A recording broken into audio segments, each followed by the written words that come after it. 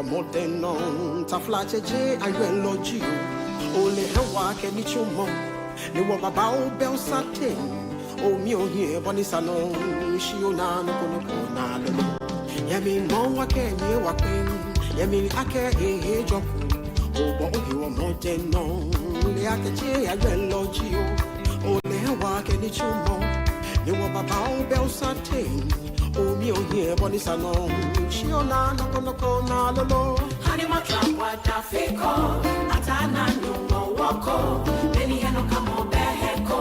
No be a chona, no Jenny, make up what this call. Allow me to Paco. Ochi, Festafo. Yehoa, how you reco. Honey, my trap, this is the City Breakfast Show, the city's biggest conversation. The City Breakfast Show. Rise above the noise.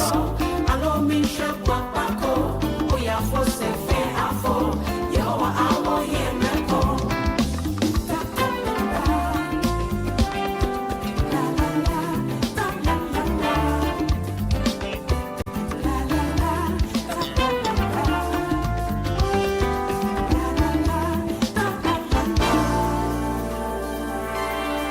It's a mononio, it's a mononio, it's City.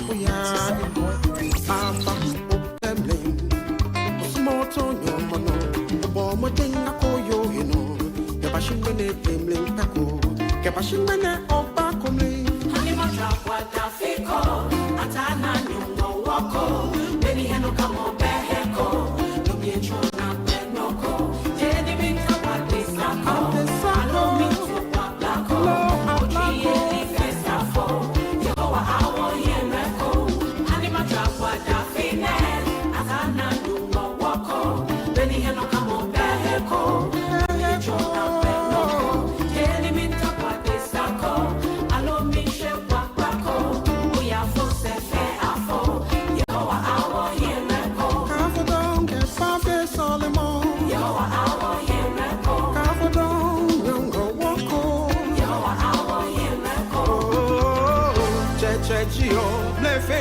oh, yeah, come for she I can't young when you left. I know what for Jalo. No near was she. I'm a can. Let extra if I she. I can't get you on FAO. No go belly, Achina. No more jam, my little man. City 97.3.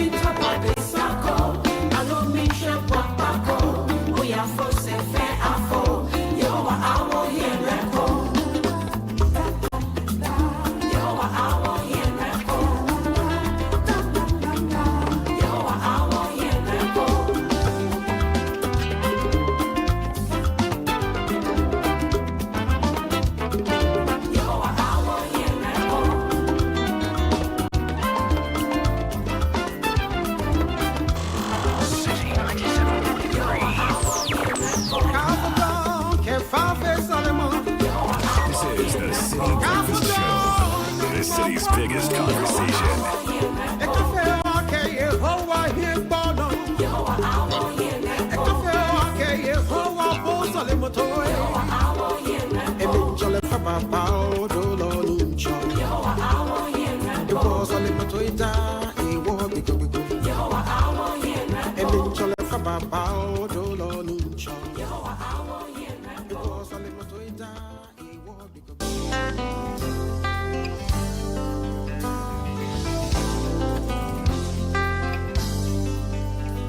Yemi mo wake mi wakpen, yemi ake joko. Obo hiwa modern non taflache je ayeloji ole hewa ke ni chumo ni wa baba o bel satin o mi o here bonisa no shi o na no kono na le yemi mo wa ke ye wa pen yemi ake e jopu obo hiwa modern non le ake je ayeloji ole hewa ke ni chumo ni wa baba o bel satin oh, me on here, but it's a no. She on na na lolo. Honey, my trap, what I fake call. Atana no more walk. Many no come on back. No be a true na no. Jenny me tap what this I call. Allow me to back. Oh, tree the festa for. Yehovah, I will hear record. Honey, my trap, what I fake call. Atana no walk. Many no come on back. No be a true na. 28 minutes past 6 from the stables of Anansoa, Hanima Chabu Adafi. Breaking news. The Lord is still in the miracle business. God is still on the throne. He is neither sleeping nor is he taking a nap. It's a beautiful high life gospel tune. Welcoming you to Tuesday morning. Is the 11th day of March.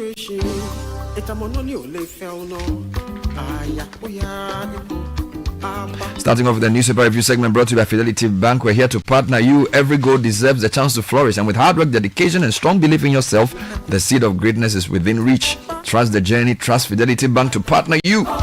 We're here for your journey. Believe with us. And of course, we're sponsored by Total Energies as well. We've introduced the Excellium new formula, an additive enriched 3-in-1 formula. Powerful action, cleans your engine, extends its life, and lowers your fuel consumption. It lowers your vehicle's CO2 emissions as well. You will drive and drive and drive. And of course, the segment is brought to you by Piva Beverages with 5 distinct flavors for you to choose from: the orange, the cola, the fruit drink cocktail, the grapefruit, as well as the tangy.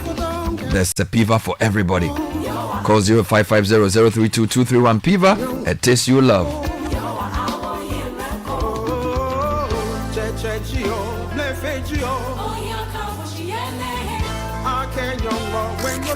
Unleashing the power of relevant radio. This is Citi 97.3.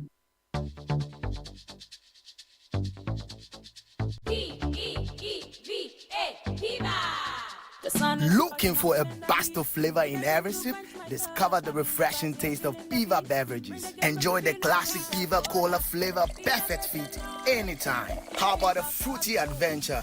Try our delightful Piva orange fruit drink packed with recognized citrus flavor. Craving something exotic? Our Piva cocktail fruit drink brings the tropics to you. For a sweet and juicy treat, grab our grapefruit drink, and don't miss out on the refreshing Piva tangerine fruit drink, bursting with tangerine flavor. Piva Cola, Piva Orange, Piva Cocktail, Piva Grape, Piva Tangy.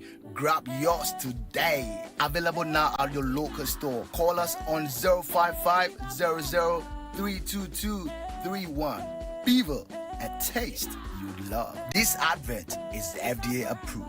P for Piva.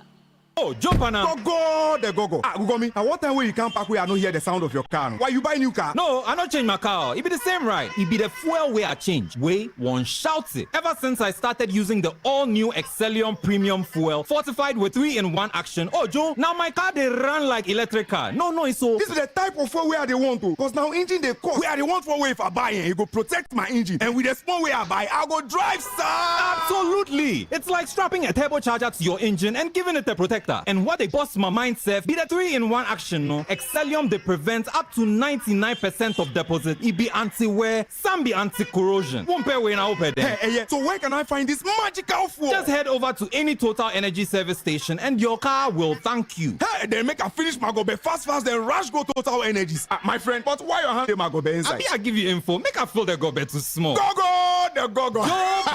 Excellium is designed to protect your car engine, decrease fuel consumption, and lower CO2 emissions. Don't say fuel, say Excellium. Choose Excellium, choose quality. Yeah.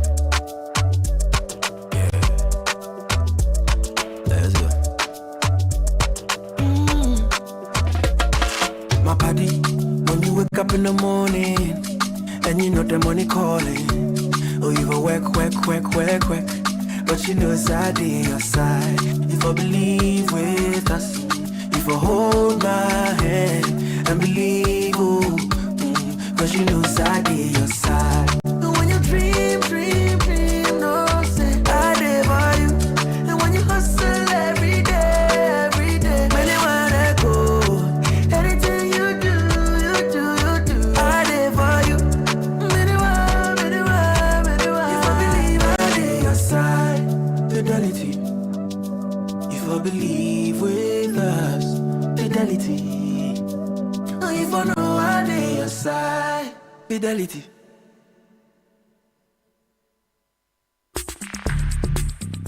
Join the conversation on the Citi Breakfast Show on Facebook at facebook.com/Citi97.3, Twitter at twitter.com/Citi973, and Instagram at instagram.com/Citi973 with the hashtag CitiCBS. The Citi Breakfast Show. Rise above the noise.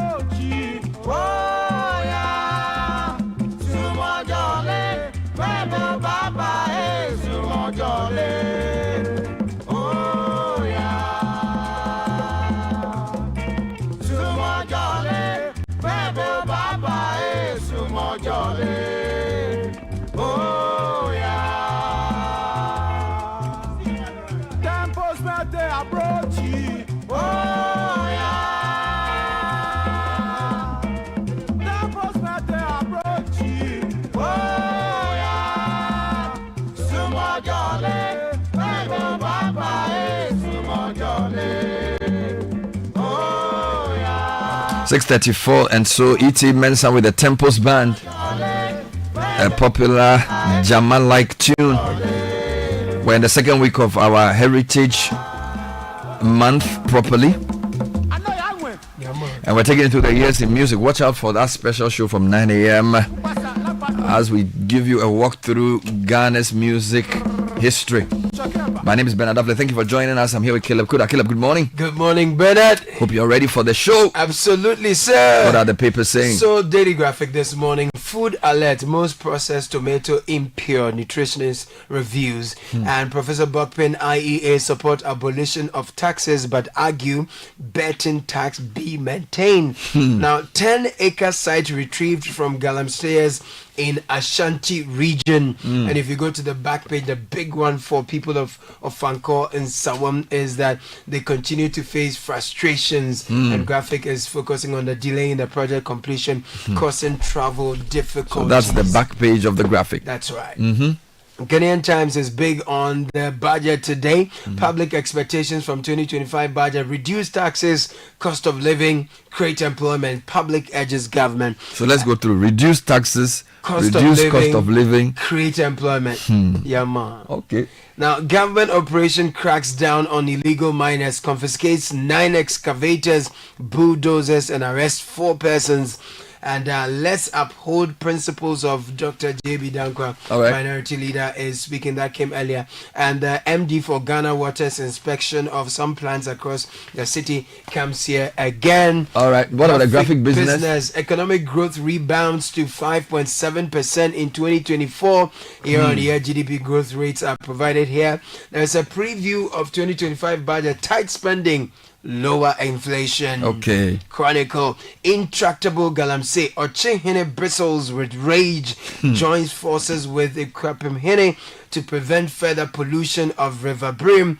And we have photos of excavators here, massive destruction of forest reserves, and a photo of the Lands and Natural Resources Minister Emmanuel Amakufibua. And the big one here is Galamsey soldiers seize 10 excavators in Western North region. All right, still on the front pages. The New Republic, Kessiel Atoforsen is here. All is set for Kessiel's budget showdown. Betting e-levy, COVID taxes, yank for Mahama reforms. All right. Maslock launches groundbreaking support scheme for female farmers. 2025 budget boldly embraces revenue growth and fiscal prudence. Ghana must build economic shock absorber, says Professor Gachi. And the final one from Economy Times, BOG starts sweeping policy reforms. 2025 budget tax policies dominate discussions, and economists say T-bill rates decline could disincentivize commercial banks. Let's go online. CityNewsroom.com declares state of emergency on Galamsey now. Miracles to government. Also,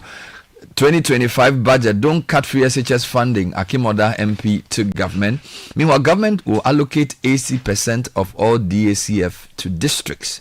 Kolebu Morgue to reopen soon as refurbishment nears completion. And constitutional reforms on track amid strong public support and political will. This is the CRC chair, Professor H. Kwesi Prempeh. Public hearings to begin from tomorrow. Meanwhile, Foreign Ministry is cancelling unsurrendered diplomatic and service passports by March 17. So if you have one in your possession, you must surrender it now. Channel 1 News is leading with Professor Adakwa. Ghana has good laws, but poor implementation. Simple. He also says free SHS breaking barriers, giving students a chance to rise. Meanwhile, we'll strike until a civil servant takes birth and death registrar role. Honestly. Registrar role. This is clock sack. So they will strike. They are still on strike until the birth and death issue is dealt with. Meanwhile, Ghanaians will witness real constitutional reform, Professor H. Kwesi Prempeh is assuring as he grants an interview to Citi News yesterday. A few more stories. Government must decap health insurance fund, get fund in 2025 budget. Akwesi Akwa is MP for Akim Odan. He was I think he's a health expert, and he's urging the new finance minister to uncap the capped funds. Meanwhile, KPMG is saying we should enabling environment is needed to maximize benefits of 24-hour economy policy. Meanwhile, Bagbin is bemoaning low female representation in Mohammed's cabinet. Yesterday, he held a program to speak about International Women's Day. Meanwhile, Japan grants 13 billion cedis for Tamale electricity stabilization. All those stories on Channel 1 News. Major Online, Mutala Ibrahim, Environment Minister, says Mahama will fulfill promise to repeal LI 2464 within 120 days. This LI that allows people to mine in forest reserves. Meanwhile, Asantehini distils Mpasasohini over illegal mining and other offenses. Mpasasohini. Thank you. Mpasaso. Fantastic. Meanwhile, Kenneth Ashigbe says Mahama must take decisive action against Galamsey kingpins. And then Okada legislation process underway, law to be amended. This is NRSAC. We spoke to him yesterday and he was talking about this. Meanwhile, Finance Minister will present candid assessment of economy, plan to fix terrible situation and be left kwachufusu. Meanwhile, there are different angles to the state of the economy. Yesterday, the Statistical Service released their latest data, and Gideon Buaku has jumped on it. He says economic rebound 2024 ends at 5.7% growth. This is Gideon Buaku speaking on Class FM. And then BOG announces 123rd Monetary Policy Committee meetings. We're keeping an eye on that story as well. If you go to Star FM, Mahama pledges to relay Sahel states' concerns to ECOWAS. So Mahama is on a low-key diplomatic mission, meeting the Malian president, the Burkinabe president, and you know those three states, including Niger, they've left ECOWAS, and I think he's trying to build some bridges there. So that's one to keep an eye on. on the news. The Ghana News Agency is very heavy on International Women's Day that happened over the weekend. For example, International Women's Day, Mama calls for prioritization of women empowerment. That's their lead story. They also say collective action is needed to accelerate growth of women entrepreneurs. Ghana Enterprise Agency CEO Lordina Mahama extends Women's Day wishes. That's also on the front page.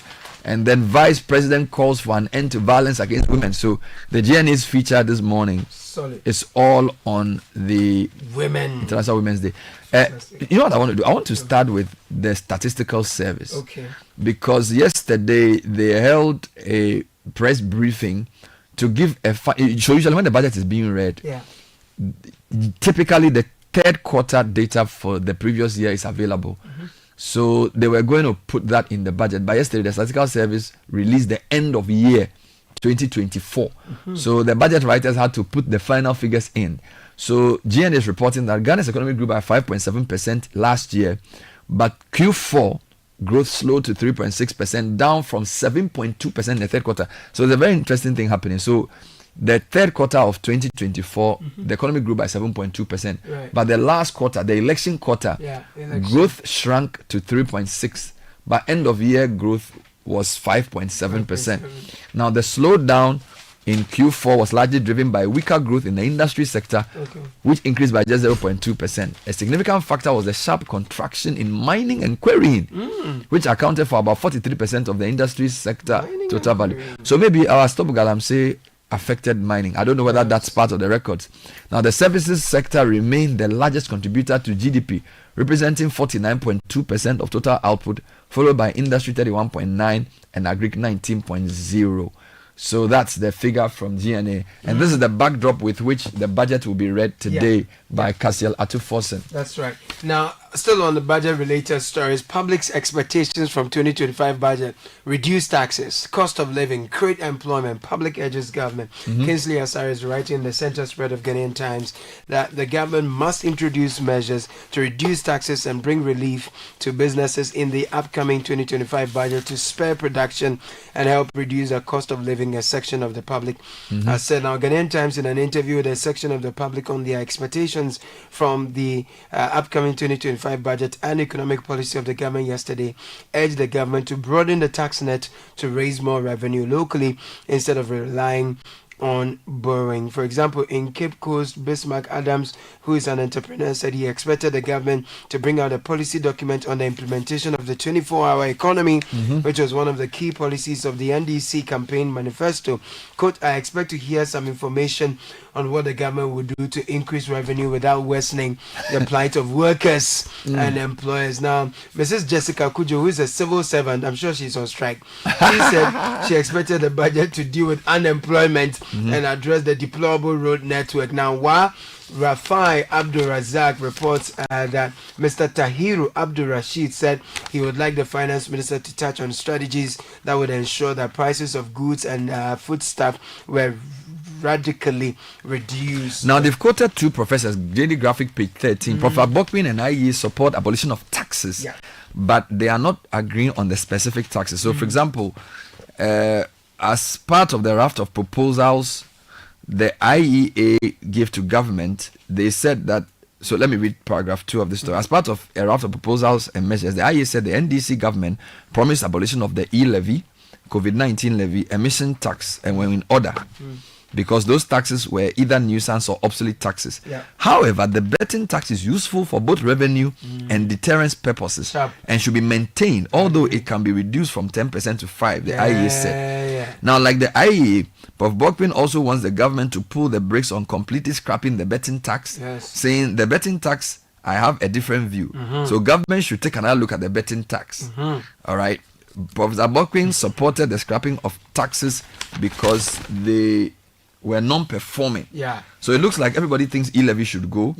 Emission levy should go. COVID-19 also. COVID levy should go. Yes, please. But the betting tax people are not sure. It's the investors who are not happy. Now, I'm not done. In addition to removing the e-levy and COVID, Professor Bokpin said he expected the government to rationalize the VAT regime by merging the straight levies with a standard rate.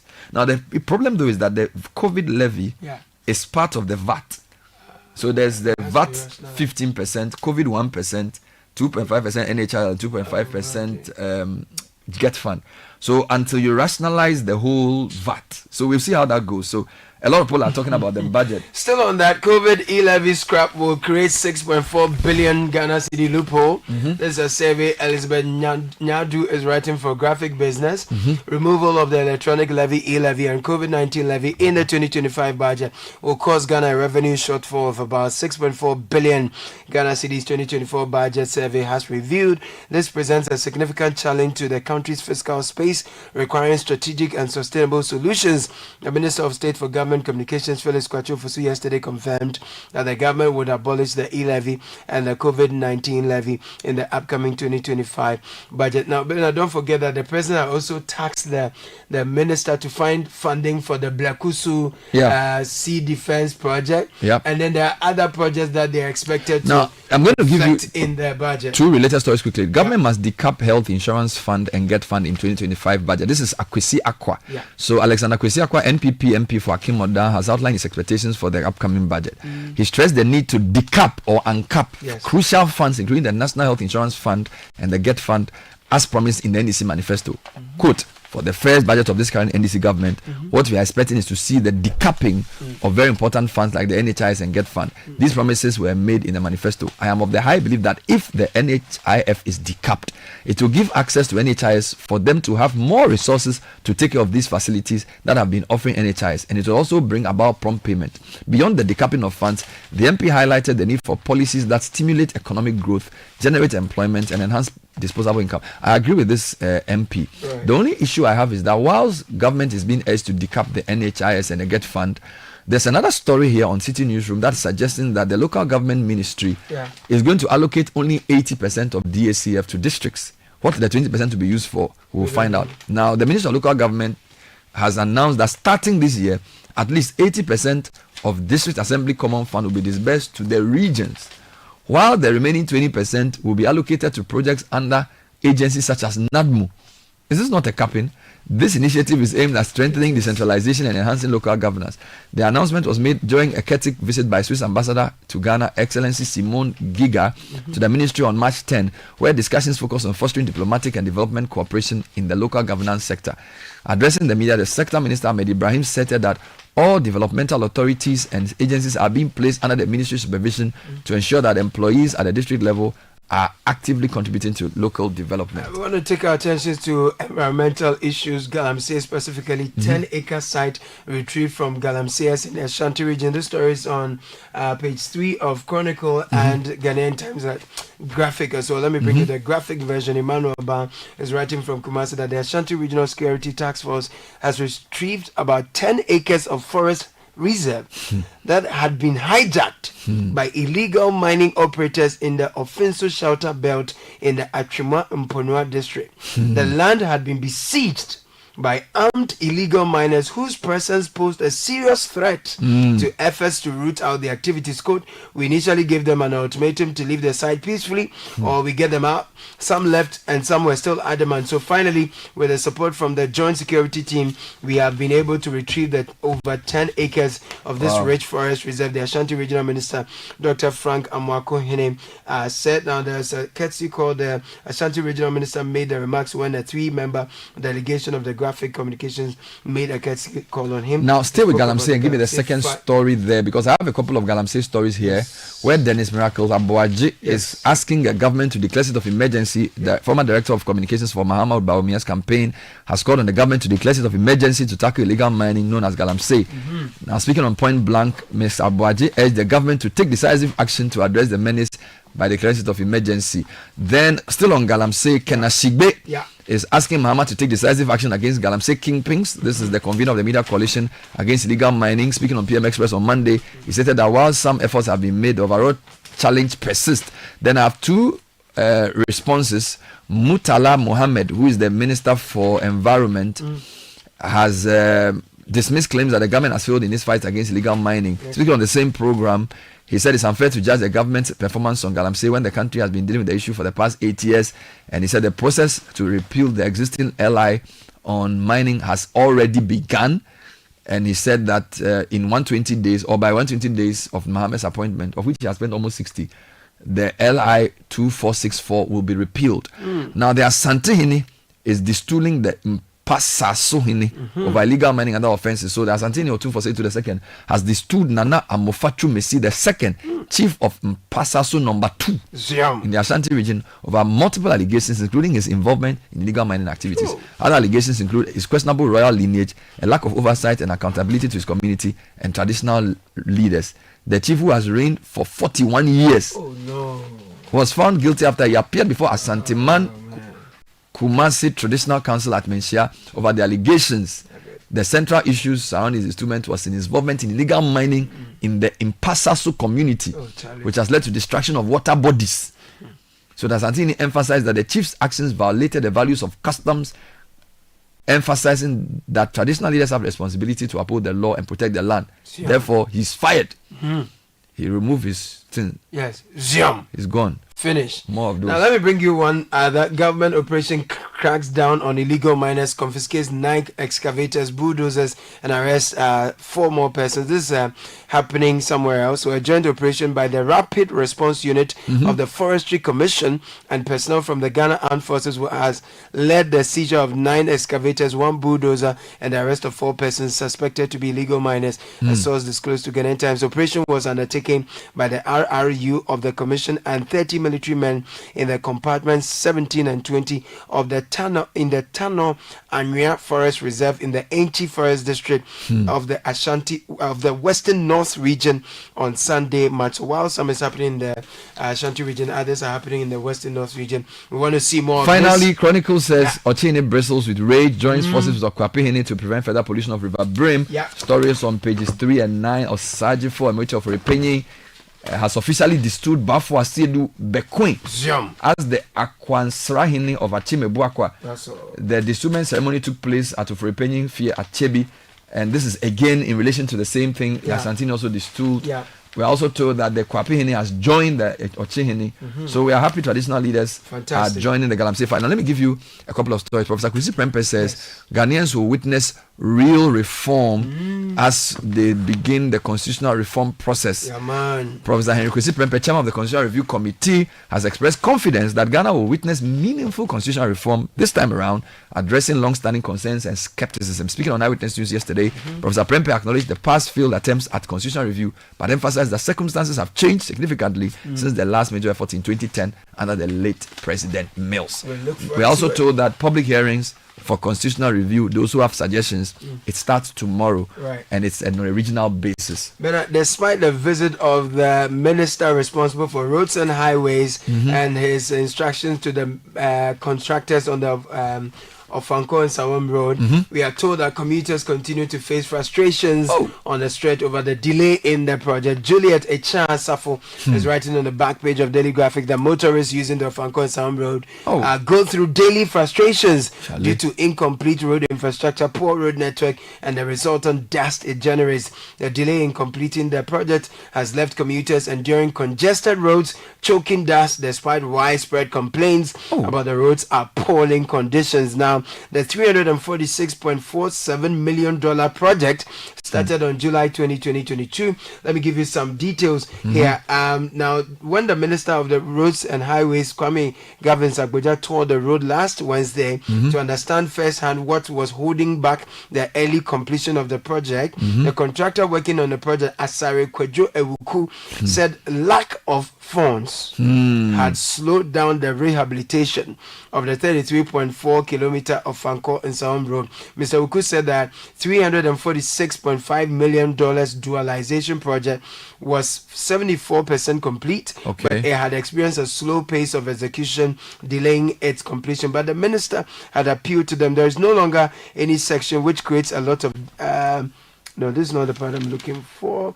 He urged the contractor to work with the motor traffic and transport division to see how to manage the dust and traffic as well. I just want to give you a few headlines from Mohammed's visit. So, for example, the Daily Post back page and front page: Ghana, Burkina Faso exploring daily Ouagadougou Accra flight to boost trade.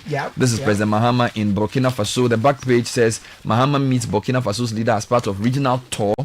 Then, if you go to citynewsroom.com, there's a couple of stories on that as well as Channel 1 News, where President Mahama he's meeting his Nigerian counterpart as well. Yeah. So he's basically on a West Africa tour. Yeah. He's met the Malian president. He's met the Burkinabe president. He's also met the Nigerian president. And one of the stories is saying that he will convey the concerns of the three countries to ECOWAS leadership. That's right. So it's possible that they may come back to ECOWAS depending on the diplomatic work he's doing. He was accompanied by his foreign minister and then his special envoy to those three countries. Now, I want to bring you a quick little story. Daily Guide, page 6. China Fujian fishing calls for enhanced security. Now, this is a story on page 6 of the Daily Guide. China Fujian Fishing Ghana Limited, one of the leading fish farming companies in Ghana, has called on the government to take urgent steps to curb the persistent theft, vandalism, and security threats facing the company in recent times. Speaking at a press conference yesterday at Shah Hills in Accra, the company PRO Daniel Benning said the company, which operates over 2,000 cages for fish breeding, a hatchery, a nursery pond, a fish feed factory, etc., has lost a substantial amount of money due to the attacks, and he gave a history of the attacks against the fish farm, which Chinese are now farming fish for us because we don't know how to do it. So they come from China to show us how to fish. But there's a little one that happened yesterday that's making Daddy Lumber's fans very happy. Yeah, Daddy Lumber's Mpim Dome featured on King Charles's Apple playlist. You know, this is the greatest of all time. You know, the Lumba fans are happy. It's on GhanaWeekend.com. Find GhanaWeekend.com and you get details of this story, how Daddy Lumba made it to King Charles's Apple playlist. That's all we have time for the newspaper review segment. Coming up next is the City Business News with Nashika Caesar. This is the City Breakfast Show, the city's biggest conversation. Join the conversation on the City Breakfast Show on Facebook at facebook.com/City97.3, Twitter at twitter.com/City973, and Instagram at instagram.com/City973 with the hashtag CityCBS.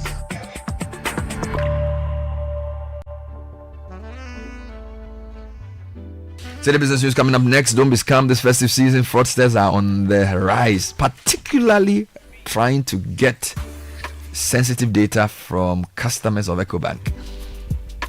They will try to gain your trust and persuade you to give out your personal account details. Protect yourself. Do not share sensitive information. By that, I'm talking about passwords, PIN, card information, CVV. CVV is the 3-digit number at the back of your card with the OTP and other personal details. Now, they want to steal your money, so please don't be fooled. Now, bank details can only be updated at an EcoBank branch. That's number one. EcoBank mobile app can only be upgraded on the App Store or the Play Store. Avoid any calls or messages that request you to click a link. And if you feel insecure, call EcoBank call center 0800 003 225 or go to a branch and physically do what you have to do there. All right, so that's City Business News, also sponsored by MTN and Goyle.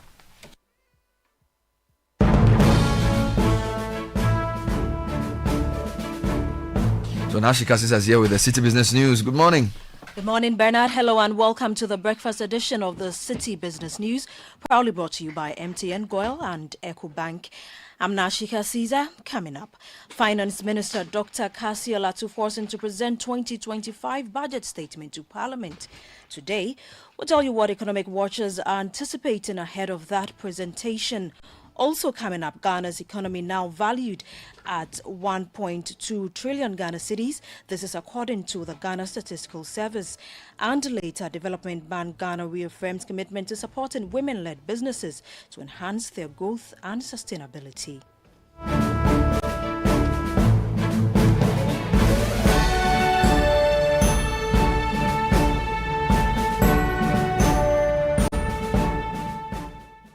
We settle for the details of our stories now. The Finance Minister, Dr. Kasia Latu Forson, is set to present the Mahama administration's maiden budget to Parliament today, and expectations are already running high for a policy blueprint that tackles the country's present economic challenges. The budget is anticipated to outline a roadmap for fiscal consolidation while introducing revenue-enhancing measures to stabilize the economy. In the following report, Neil Latilati looks at some expectations of the 2025 2025 budget to serve as an early test of the ability of the government to balance economic growth with fiscal discipline.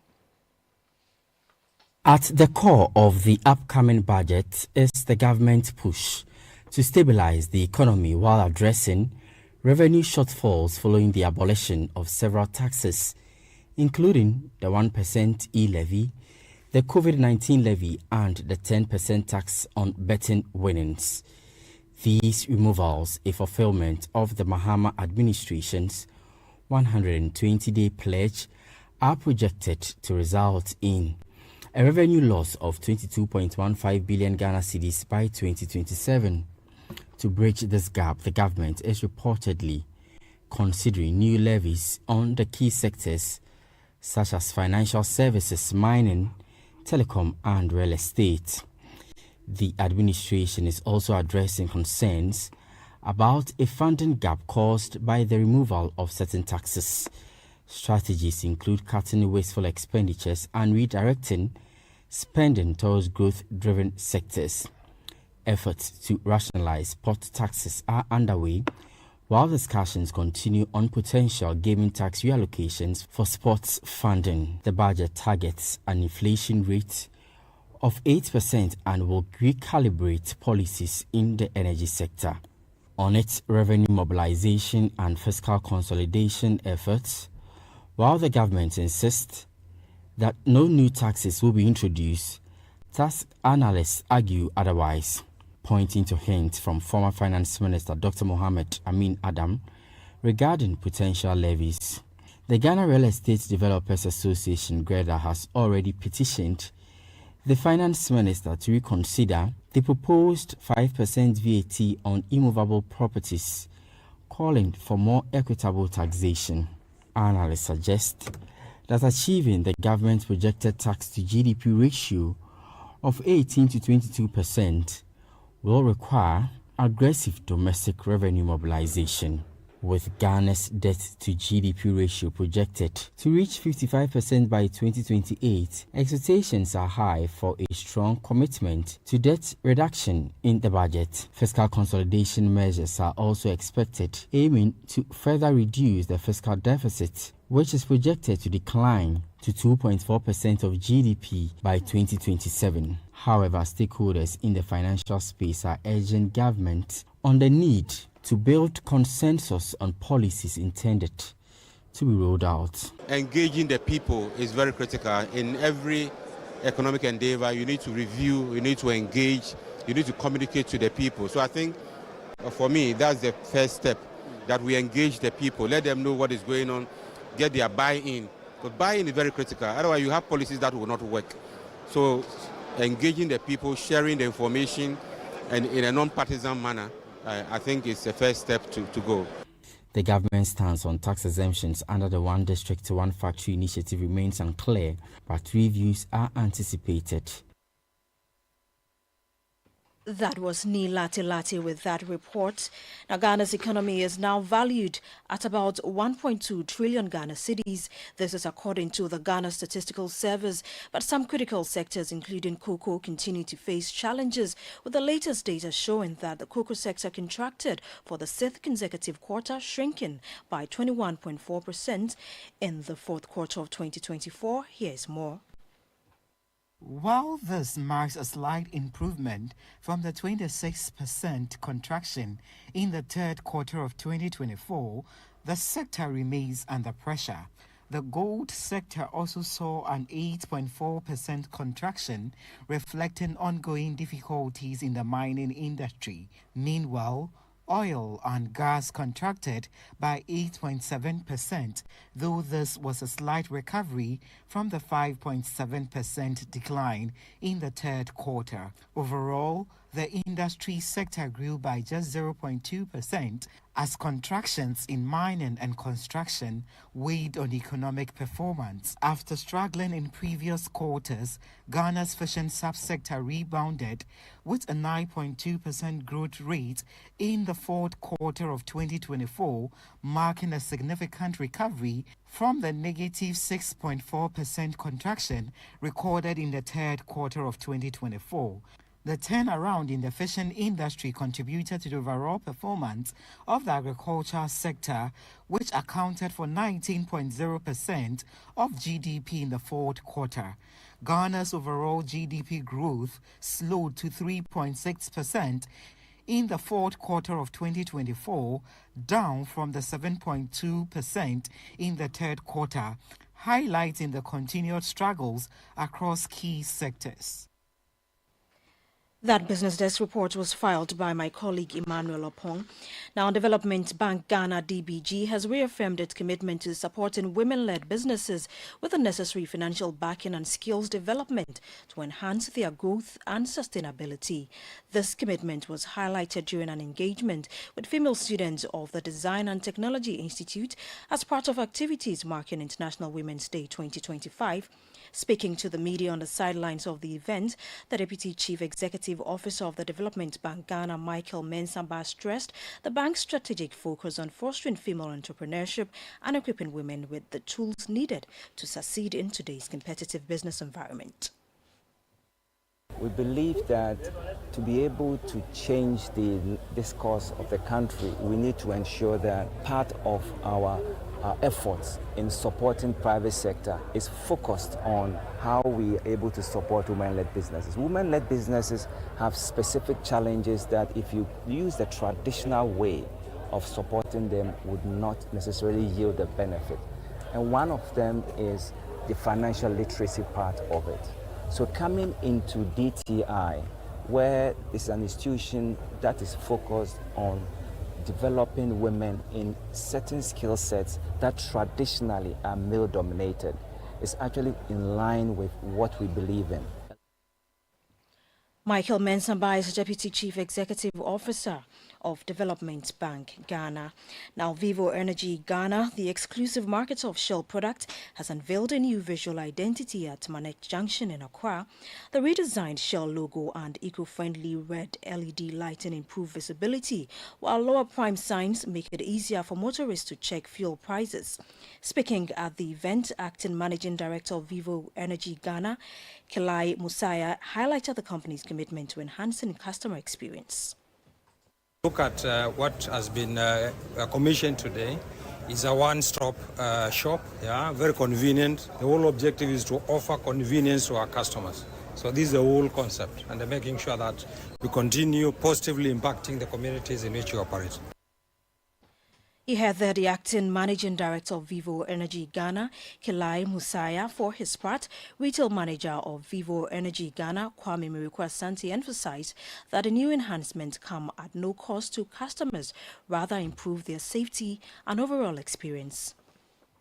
This will in no way affect the product cost. Basically for Shell, what we do is to invest in branding and creating a very conducive atmosphere or a very welcoming experience for our customers at our sites.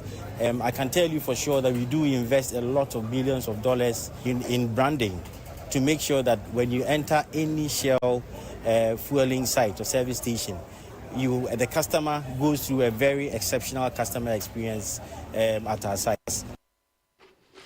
That was the Retail Manager of Vivo Energy Ghana, Kwame Miriku-Asante, speaking there. Now let's have a quick market check on the currency board across some forex bureaus. The dollar is going for 15 cedis 70 pesos, while the British pound is going for 19 cedis 50 pesos, and the euro at 16 cedis 20 pesos.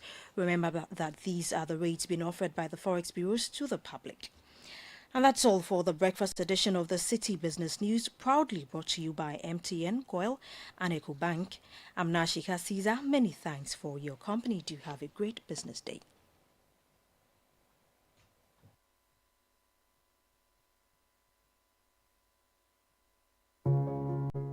Every day, people have money emergencies. Ma, I need my school fees. Mommy, chop money. Cratchy. Mommy, my rent. Emergency. Now, there's a new emergency number in town. More money, challenge and enjoyment. Dial star 770 hash for money emergencies and chop life. For emergency access to your bank accounts, transfers, utility payments, loans, and more, dial star 770 hash. Bank on the go even without data with EcoBank's short code for digital banking. EcoBank, the Pan-African Bank. Join the conversation on the City Breakfast Show on Facebook at facebook.com/City97.3, Twitter at twitter.com/City973, and Instagram at instagram.com/City973 with the hashtag CityCBS.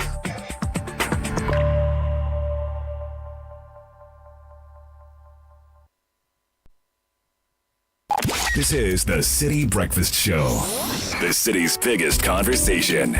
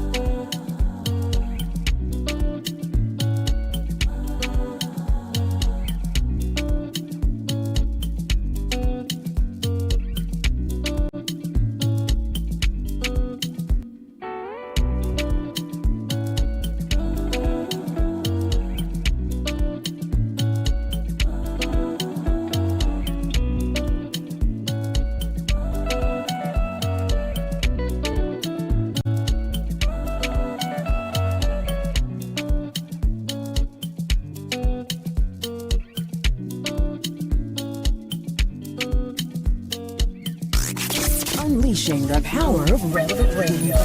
This is City 97.3. Monsieur, for my pillow. Tears with soap, my pillow. Oh, wait till I do you. Where you leave me, go for a tungo. Where you leave me, go for a yeah. Wait till you do me, no, my say, yeah. Mete my bubu wano major, alumu. Mete my bubu wano major. Yeah. Only, go. Tell me what I know for you. Otto, you. Me and you like 1 and 2. Mr. Benabu, share you see, say man down. So you they chase my boo. Make sure say you no go through.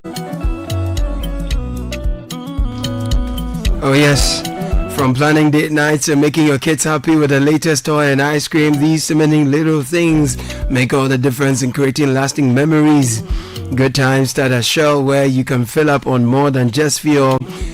You can fill up on love, laughter, sumptuous bites and treats from our partner vendors, juicy chickens, filling burger snacks, or just a space to unwind. Trust me, you'll find it all at Shell. While you enjoy yourself with your family and friends, your car can also get the love it deserves at the Shell service station in Wash Bay. It's one roof for everything. Visit Shell today. Shell, go well. The Lesheho Don't Kumi campaign has come to you because you deserve financial peace. Life comes with financial challenges, but with Lesheho, you don't have to face them alone. From now until April 30, 2025, we've reduced our interest rates just for you. Whether it's education, rent, or unexpected expenses, we've got the right loan to meet your needs. Simply WhatsApp or call Nana on 0270 040 799. 0270-040-733.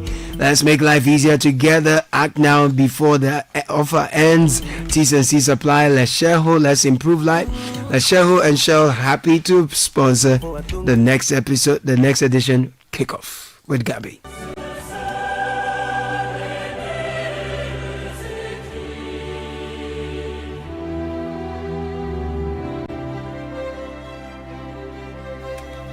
Melito. What's up this morning? Charlie, I'm good. You good? Hey, I'm fine. Great. I like your shirt. Yeah, thank you. All right. Thank you very much. What's in the business? No, the business kickoff. No, it's sports. It's the business of sports. Yeah, don't worry. I'll bring you money. I need something. I need something. Yeah, it's Right.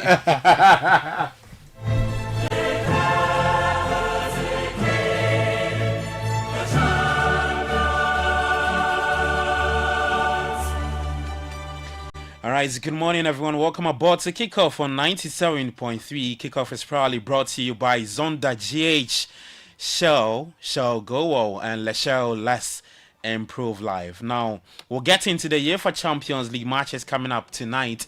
A bit later, quarterfinal places are up for grabs. And Europe's elite competition is the round of 16 second legs taking place. We'll get to review all the action as the clubs look to seal their places in the last 8 across today and Wednesday. Plus, bring you some more update on the local scene.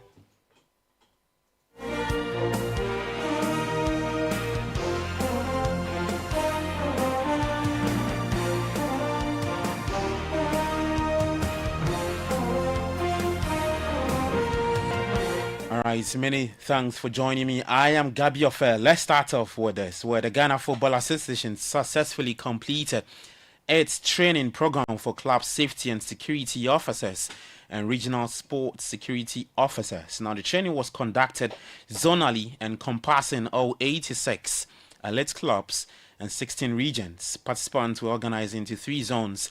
Zone 2 included the Ashanti, Western North, and Central regions, while Zone 1 and 3 covered the remaining regions. Now, the workshop was led by DCOP Lydia Donko, chairperson for the security committee, with support from key figures including Captain Retired Nick Owusu and Vice Chairman of the Safety Committee, Julius Ben Emuna, Head of Competitions, John Onsa, Felix Beu, and Emmanuel Saint to say all members of the Safety and Security Committee. Well, in relation to this, but more so what happened at the Legon Stadium on Saturday, Accra Heart of Oaks Communications Director Kwame Opariado has attributed the security lapses during their match against Young Apostles at the University of Ghana Stadium to the officers on duty. Now, reports indicated that the club allowed unaccredited individuals, mostly their supporters, into the safe zone, an area strictly designated for authorized personnel. Now, Heart of Oak have been charged with violating Article 8E of the GFA Enhanced Matchday Safety and Security Protocols, as well as Article 34.6D of the GFA Regulations 2019. Here's Opariado speaking to City Sports. Right at the pre-match in the morning, we all agreed that we are going to have over 250 security men comprising of 250 people be able to go through the security protocols very well. We all agreed where they will be stationed, especially in the safe zone area. Even before the game started, we all agreed that before the game, during the game, and after the game, after the team passes and club officials have left the various places, that is the safe zone area, then the security can also walk away. But we realized that before the game, they were preventing a lot of people, everybody that without accreditation, from going in there, which was specifically what we discussed at the pre-match, so that was spot on. But then at the end of the game, how come the security allowed a section of some individuals to walk in there celebrating with their drums and all of that? So this is also a concern for us. But for us to believe so much that I think that the security left post before as was agreed at the pre-match. Kwame Opariado is the communications director for Accra Heart of Oak, speaking to City Sports, and the club has been given today to formally respond to the charge. Well, in the Ghana Premier League yesterday, Samatex beating Sorchaman by 1-0 at the Dance Park in Bibiani. Alassa Mohamed scored the only goal in the game for Samatex 1996. Away from football, now President of the Ghana Weightlifting Federation, Jerry Ahmed Shaib, has strongly criticized government interference in the affairs of the federation, urging authorities to allow the body to operate independently. Now, Shaib went on to accuse former sports minister Nilante Vanderpoel for orchestrating the deployment of national security personnel to arrest 2 of his associates that ultimately disrupted the federation's electoral congress on Saturday, March 8 at the Accra Sports Stadium. You can never get world champions. That is if you don't build your foundation. It is very important to build your foundation so that you can get the world beaters. And that is to say you can get world champions.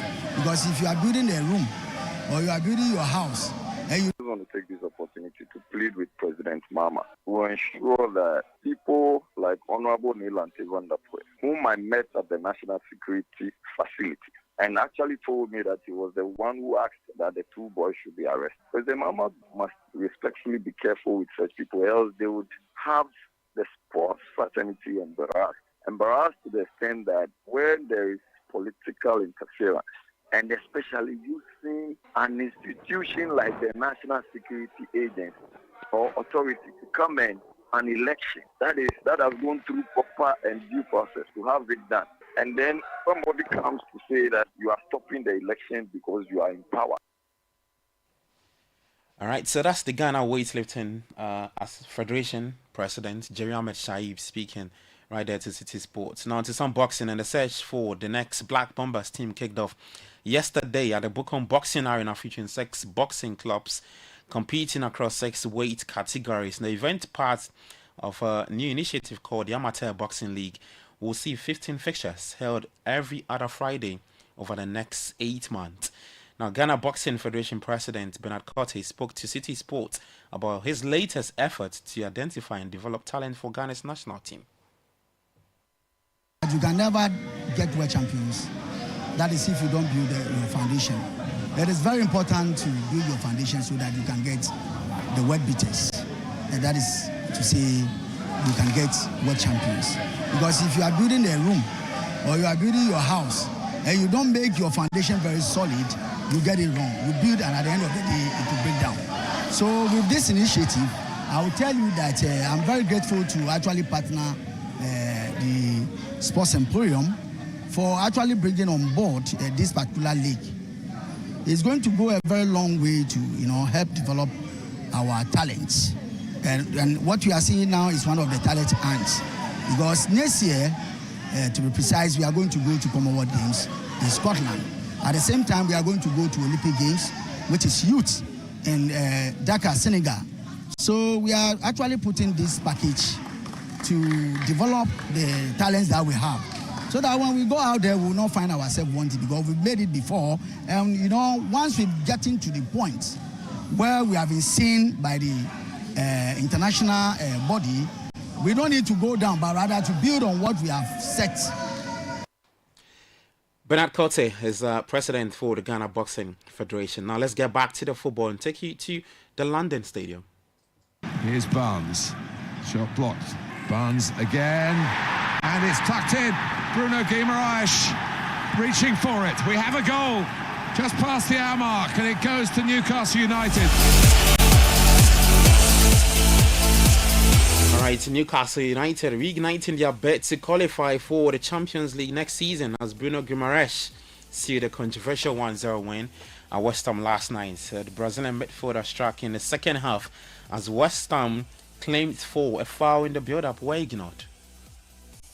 Yeah, massive win. I think we want to fight for Champions League again, and it was a big win for us. Good character, keep the clean sheet. Yeah, very good. Gets the confidence back after the final the next day. So yeah, massive win. Very happy for the team performance, for score again. Yeah, very good. Has that been a problem then? The confidence that you talk about, had that gone away a little bit in recent weeks?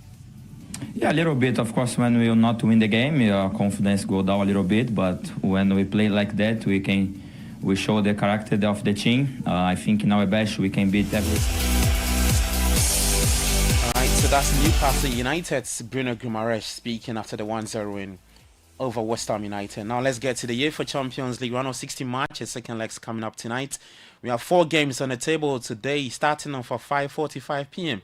At the Camp Nou, it's Barcelona taking on Benfica. Taking you later to the Bay Arena will be Bayer Leverkusen up against Bayern Munich at 8 p.m. And for Bayern Munich, they have a 3-goal lead from the first leg. Inter Milan will take on Feyenoord at the San Siro. Liverpool play PSG at Anfield. Liverpool have a 1-0 lead to protect at Anfield. And speaking ahead of tonight's tie, we hear from PSG's Kvisha Kvaratskhelia and Liverpool's Diogo Jota. First of all, I want to say that the chances are, I think, 50-50 because I think to dominate against Liverpool is not easy, and we did it. We play very well. I think we show great football, and for me, the game will be 50-50. We just have to concentrate about our game and to be confident, to show them that we are here just to win. Hey, Diogo, you had to be very patient in that first leg yourself, and you're a player that just wants to get the ball and put it in the back of the net. When you're facing that type of opposition in PSG, what's that like when you have to stay patient, and do you expect that in this leg? Yeah, I think they had the ball more than we expected. They dominated the game in a way. They created chances, and obviously we were too far away from their goal a lot of the time. But in the end, we won the game. So we know that. Obviously, with our fans, we want to show a different face, and the game will be different for sure. So that's Liverpool's Diogo Jota. Early on, it was PSG's Kvisha Kvaratskhelia speaking ahead of tonight's ties. Liverpool taking on PSG at Anfield at 8 p.m. There's more later at 5 p.m. That's the very latest in the world of sport. In the meantime, you can head to citysportsonline.com and on X. You can find us at City Sports J. Kickoff was proudly brought to you by Zonda GH, Shell, Go All, and Lesheho, Let's Improve Life. I am Gabi Ofer. Enjoy the rest of your day. Do take care of yourself, and bye-bye. Where are you headed today? Techiman, Salaga, Aflao, or beyond? At Shell, we believe your true destination isn't just today's journey. It's about where you want your business, your family, and your dreams to be tomorrow. So Shell Rimula is formulated to help you journey better. With anti-wear additives for ultimate protection, Shell Rimula with advanced Protection Plus technology prevents oil thickening and guards against harmful deposits. Whether it's the heat of the highway or the chill of the morning, Shell Rimula keeps your engine running smoothly and efficiently. Shell Rimula oils help your engine start effortlessly in any weather, because when your truck starts, your journey starts. Lower fuel costs, longer engine life, and smoother operations mean your business travels further and your dreams reach higher. Shell Rimula, the engine oil that works as hard as you. Drive forward, reach your real destination with Shell Rimula.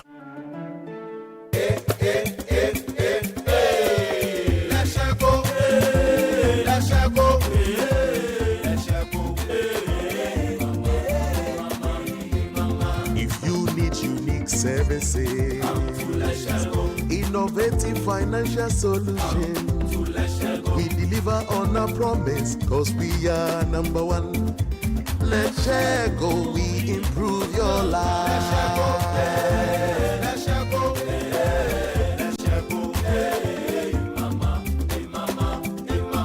even when you're stuck with nothing, no matter your situation.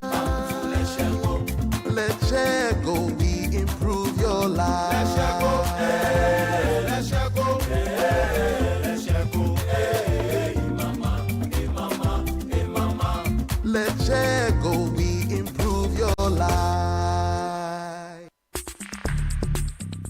Join the conversation on the City Breakfast Show on Facebook at facebook.com/City97.3, Twitter at twitter.com/City973, and Instagram at instagram.com/City973 with the hashtag CityCBS.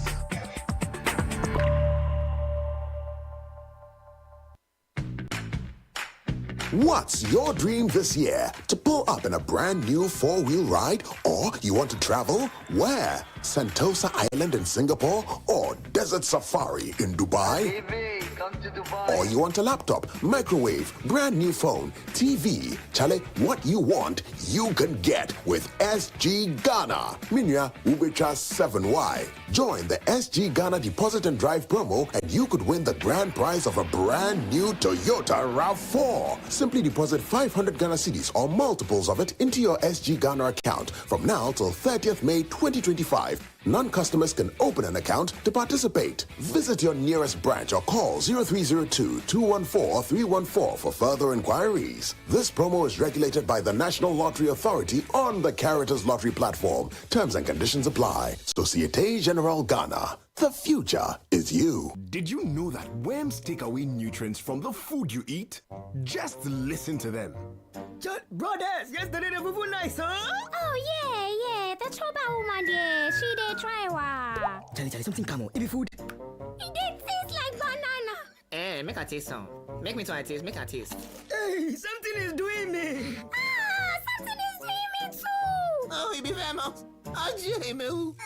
Vermox banana flavored dewormer is available in both suspension and tablet and is suitable for children and adults.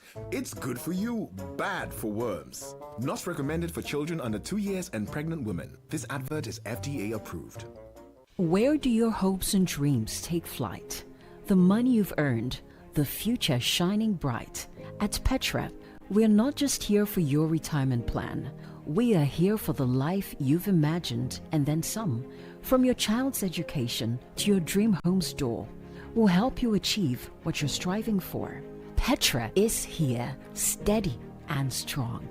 Your wealth in safe hands, where it belongs. With investments that grow at rates that compete, we build your future with every heartbeat. That's Petra, your partner. Come joy or strife, guiding you toward the dreams that define your life.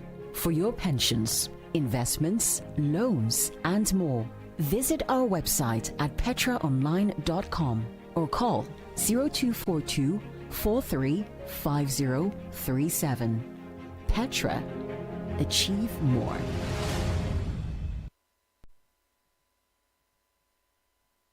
This is the Citi Breakfast Show, the city's biggest conversation. The Citi Breakfast Show. Rise above the noise.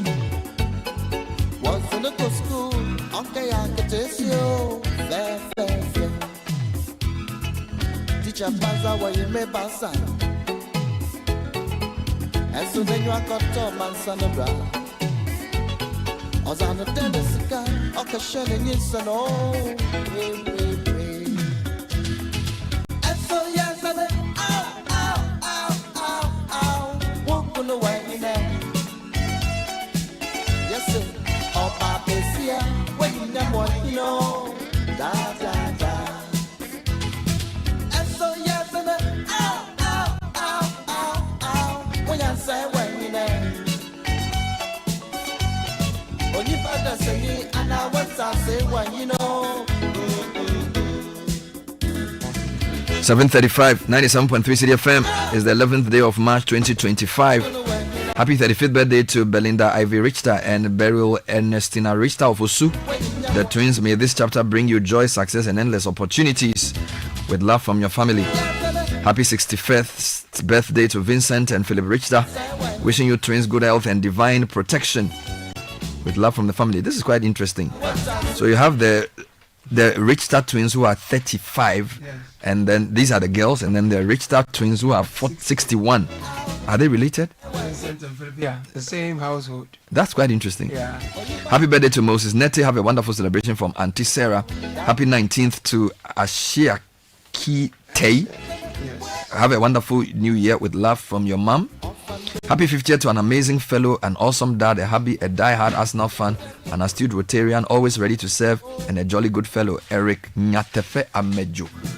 We love you to the moon and back. From Missy Sefako and Mawena. From Josephine Nyame and actually to Josephine Nyame from Patena. On this special day, I celebrate you, my dear friend. May your day be filled with joy and happiness. Happy birthday, Joe. This is Ben Bracco. Did you know that Ben Bracco's mate was the man I interviewed yesterday, Professor Adakwa? Oh, the former vice chancellor. They went to Form 1 in 1964. You don't mean it. But Ben Bracco went to St. Augustine's College. Wow. So people like Nana Sambru Butler, former Vice President Kwesi Misata, Nana Kobnan Ketia the fifth, and Professor Adakwa, they were all mates at secondary and university. Interesting. So Ben Bracco. Interesting. Yeah, he looks young. Yeah.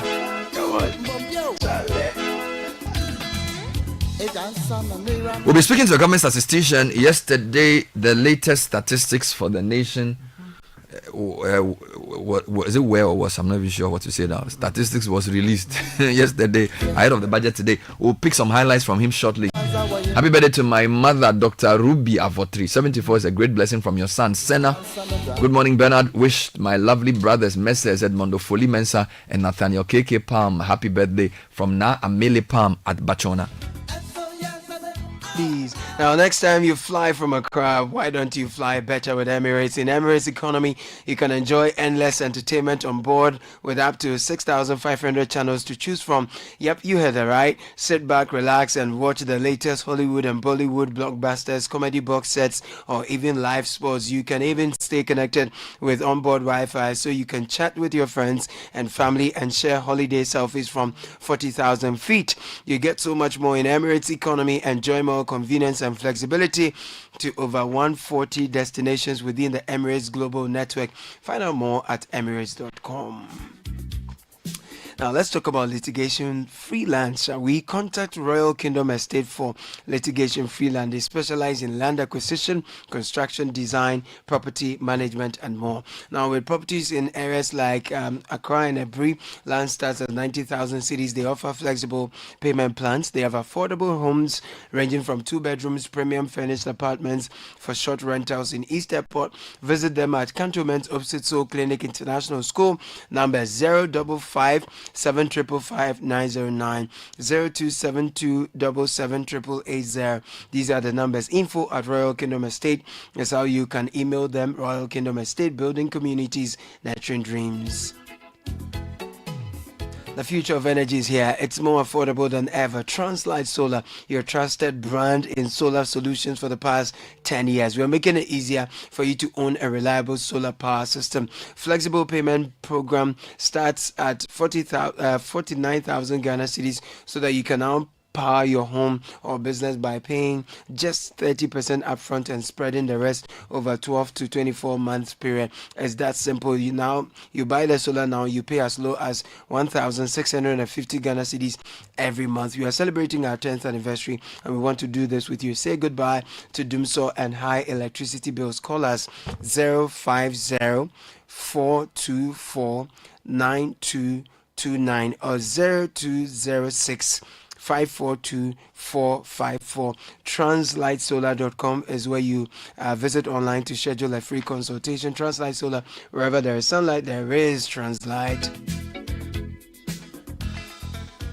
Financial freedom, peace of mind, smooth retirement planning, etc., etc., are all nice things to hear, but they are part of our DNA at Old Mutual. So whether it's making sure that your child's education is taken care of when you are no more, you want to ensure lives, or start saving to start a business, or preparation towards retirement, Old Mutual is that insurance company that cares for what truly matters to you, being that certain friend in uncertain times. 030-7600 is the number to call.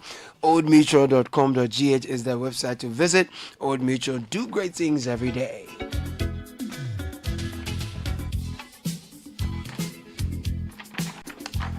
All right, so what are expectations ahead of the budget? Will make it very easy for you. Interestingly, the government statistician yesterday held a press conference to release the latest GDP figures. What do this mean ahead of the budget? What are the key priorities of the finance minister? We'll be discussing that shortly. We'll continue your conversation on transportation and road crashes. Yesterday, you gave us some very interesting suggestions on what to do to mainstream the discussion on road crashes. We lose over 2,490 people every year to road crashes, and that seems to be a very high number. What can we do to stop the irresponsible driving? There are the 3 E's: engineering, enforcement, and education. Where should our emphasis be? What should government do before legalizing Okada? But here are a few more announcements. One with cars, the other with aeroplanes. I love this one. Volkswagen, they want to be part of our every moment in the life of every great man and woman. We want to be there when you start your new family, when you arrive on time for your important social gatherings, when hastening to resolve an emergency at home or at work. The new Terramont will carry all your special moments in its renowned spacious 7-seater. Its 3.6 liter V6 petrol engine produces maximum power of about 280 horsepower. Be sure you'll be at home and work quicker than expected. We are now selling at 712,000 Ghana cedis. So join us. We've done a brand experience and test drive. Visit us and you'll just enjoy all of that. This is the number to call or WhatsApp: 025-795-6688. 025-795-6688 for more information about range of models: Vertus, T-Cross, Tijuana, Allspace, Terramount, and the Amarok pickup. Hurry while stocks last. T&C supply. Volkswagen, rise and thrive. Apparently, Bernard, during the launch of the Tijuana, my landlord was watching me on TV. So he saw me yesterday. He said, Tijuana, where you there? Tell him to go and do a test drive. Very important. And you should reduce your rent. Very important. Actually, Nipo Hiamwa. Listen, next time you fly from Accra, why don't you fly better with Emirates? In Emirates economy, you can get a great taste of your destination on board with complimentary regionally inspired meals, and as you savor each course of delicious gourmet cuisine at 40,000 feet, you can toast to new adventures with complimentary beverages. It's perfect way to start your holiday, and of course you can expect world-class service along every step of your journey. You get so much more in Emirates economy. Enjoy more convenience and flexibility over 140 destinations within the Emirates Global Network. Find out more at emirates.com. 7:44. So let's start with the government statistician, Professor Samuel Nim. Yesterday he held a press conference. Well, the way the media has reported this is more on the GDP figures. All right. So, for example, if you go to GNA, the story from the program is essentially focused on the GDP numbers. I'll just read that story before I do the interview. So Ghana's economy grew by 5.7% in 2024, but Q4 growth slowed to 3.6%, down from 7.2% in the third quarter. Then it says this slowdown in growth was in Q4 was largely driven by weaker growth in industry sector, which increased by just 0.2%. And then he spoke about the factor that led to this. So was yesterday's press briefing just about that, or was it about more? Professor Nim, thanks for joining us. Good morning. Good morning, Bernard. How are you? I'm very well, thank you. I hope you are fine too. I'm doing well, thank you. Wonderful. So I was asking whether yesterday's press conference or was just about GDP, or you covered more than that. It focused solely on GDP, but from two perspectives. And we looked at the last quarter of 2024 and also the year 2024. So my conclusion was that the growth for the year was 5.7%, but the growth for the last quarter was 3.8%. I think it's 3.6, which was lower than the previous quarter. Are those numbers correct? Yes. So in the last quarter of 2024, our GDP growth rate slowed down to 3.6%. However, on annual basis for 2024, the GDP growth rate was 5.7%. Why is it important to break down the growth into quarters?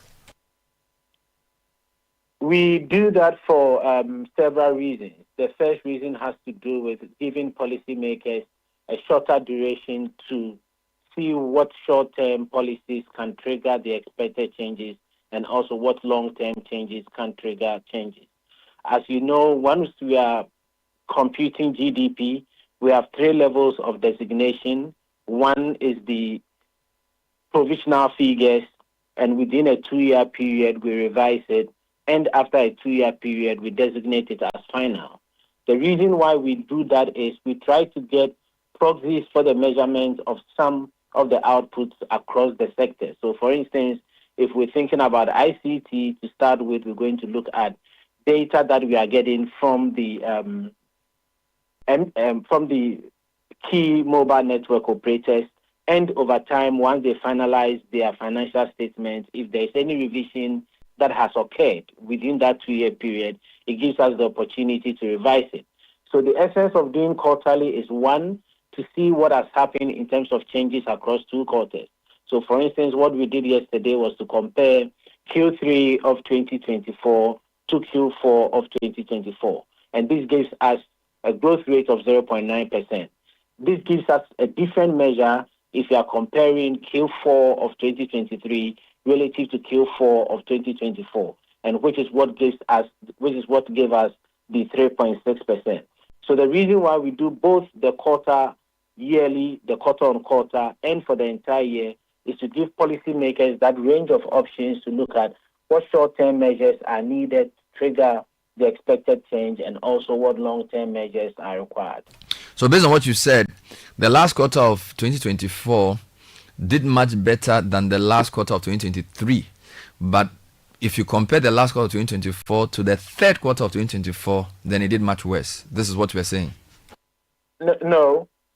So what we are saying is that from a quarter-on-quarter basis, which is where we're looking at quarter 3 of 2024 to quarter 4 of 2024, the economy grew by 0.9%. It is not surprising because if you are comparing on a quarter-on-quarter basis, you are dealing with a short window relative to when you compare Q4 of 2023 relative to Q4 of 2024, which is a yearly quarterly measure.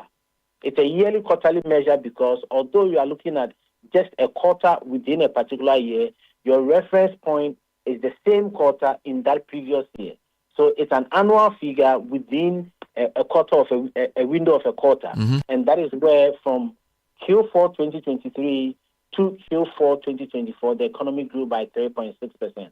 And the only reason is that you are looking at it over a longer period relative to the quarter-on-quarter when you are looking at Q3. Yeah, no, Q4. correct. I get that. So I'm just basically saying that in our last quarter of 2024, if you compare it to our last quarter in 2023, the growth was close to 4%. But if you compare it to the previous quarter of that same year, the growth was a little below 1%. So that means that the last quarter of 2024 growth probably didn't do as well as the previous quarter. And I'm sure people can start asking reasons. Now, it seems as if possibly the election could have been part of this. And we also realize that lower growth was mainly from the mining and quarrying sector. Do you go beyond the numbers to find out why and the sources of the lower growth? Yes, we do that. We do disaggregations at the subsector level to really identify which of the subsectors are expanding and those that are contracting. But Bernard, let me go back to the previous question and let's have clarity on that. The fact that on a quarter-on-quarter basis, the economy grew by 0.9%, even if you think about the 4 quarters, it approximates the 3.6 year-on-year growth rate that we recorded. So we shouldn't leave this conversation indicating that the quarter-on-quarter signals that the economy didn't do well. I hope... No, fair enough. I get it. I get it. I understand this. But I'm just saying that if you look at if you look at quarter 1, quarter 2, quarter 3, quarter 4 of 2024, quarter 4's growth was the lowest of those quarters, correct? Exactly. So that is what I wanted to stress, so that if we want to identify why, we look at what happened in terms of the growth rates across the different quarters. So that from that perspective, I agree with you. So coming back to your earlier question, what we saw in the last quarter of 2024 was that mining and quarrying consistently expanded in the first 3 quarters of 2024 and contracted in the last quarter of 2024. And this contraction in the mining and quarrying sector was driven by gold production, which also contracted in the last quarter of 2024. Now, do we know, okay, let me rephrase. This mining and quarrying, does it capture figures from just the traditional mining companies, or is just total output of gold that gets exported? I'm asking this because we know there's a big conversation about illegal mining, and these are official statistics that you are putting out. So if mining and quarrying grows, will that be just the official numbers the big mining companies put out, or this includes all the gold produced from everywhere? So this basically includes all the gold produced by a major mining company. So specifically, we saw a contraction in gold by 8.4%. Diamond also contracted by 41.7%.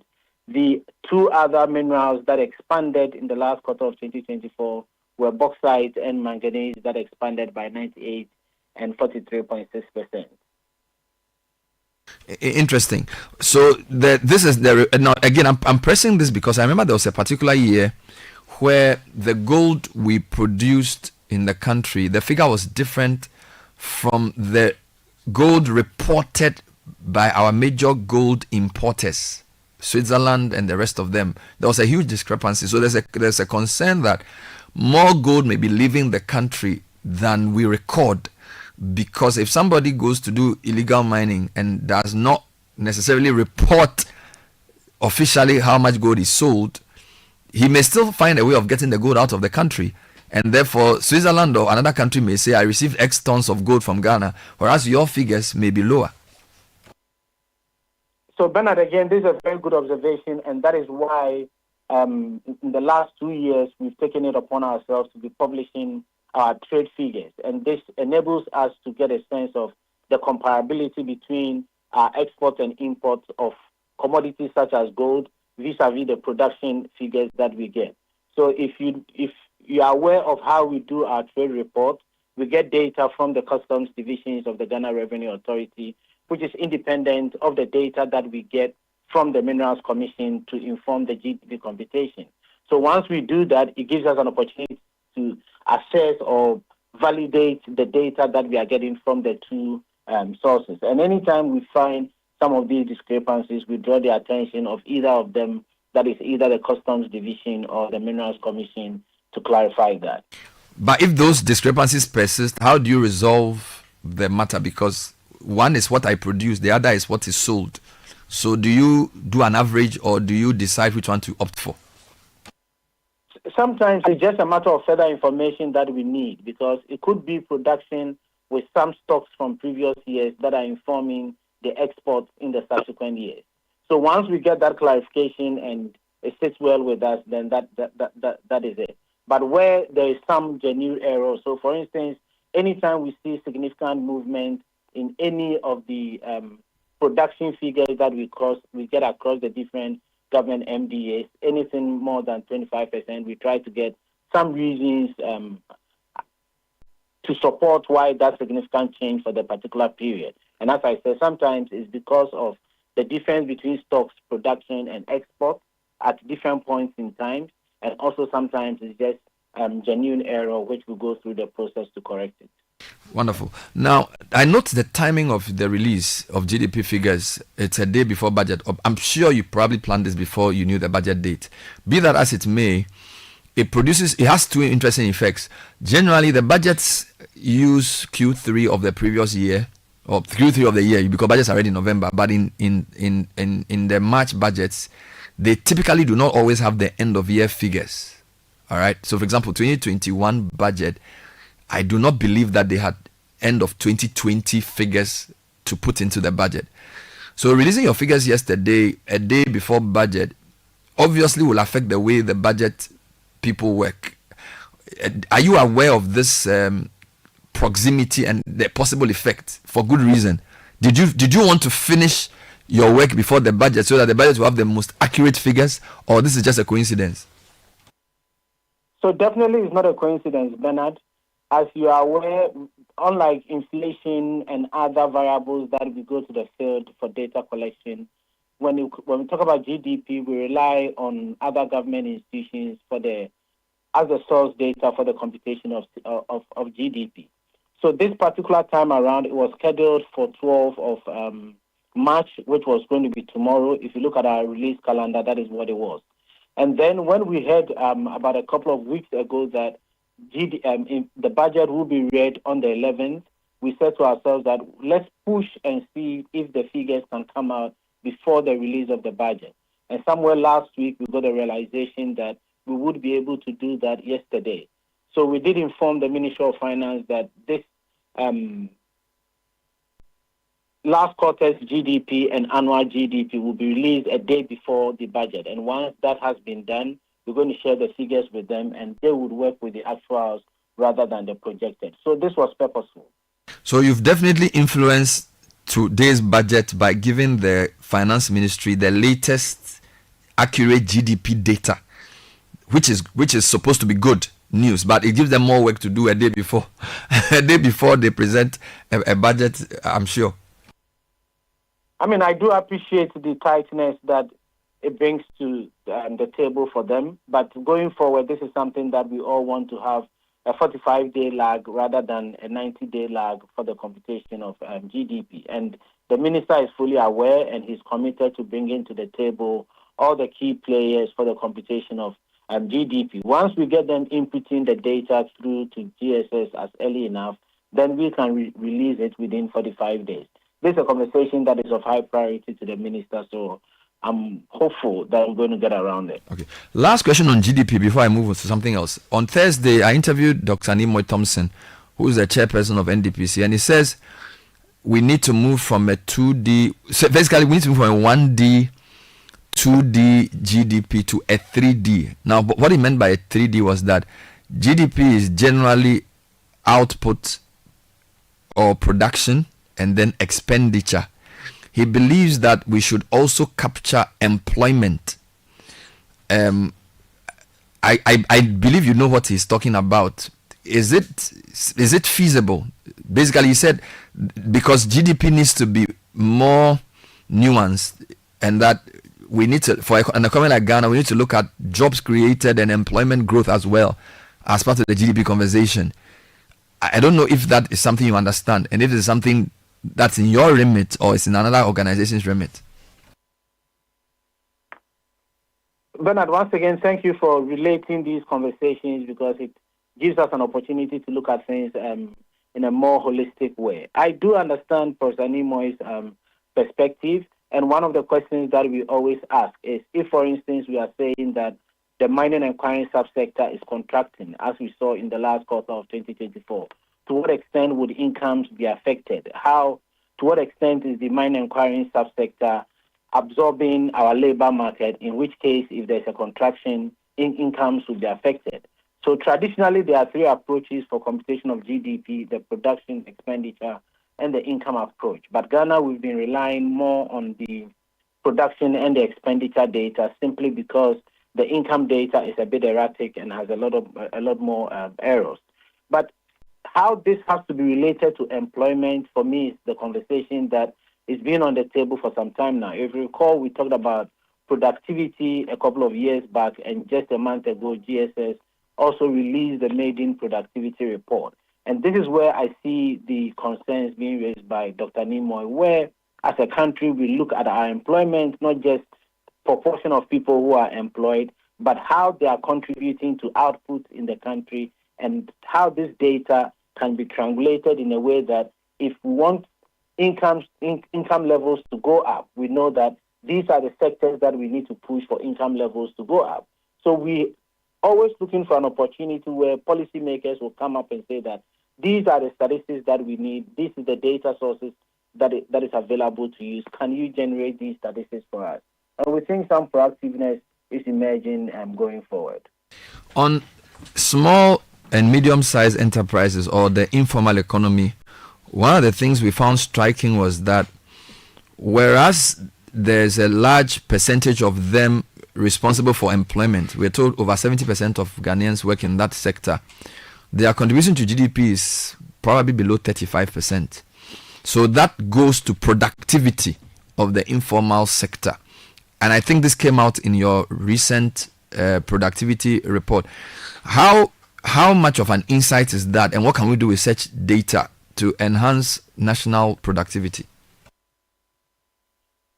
So Bernard, again, this is brilliant. We need to be deliberate about how we use or talk about these concepts. From our perspective as Ghana Statistical Service, we always are urging policymakers that if you say the informal sector, what does it mean?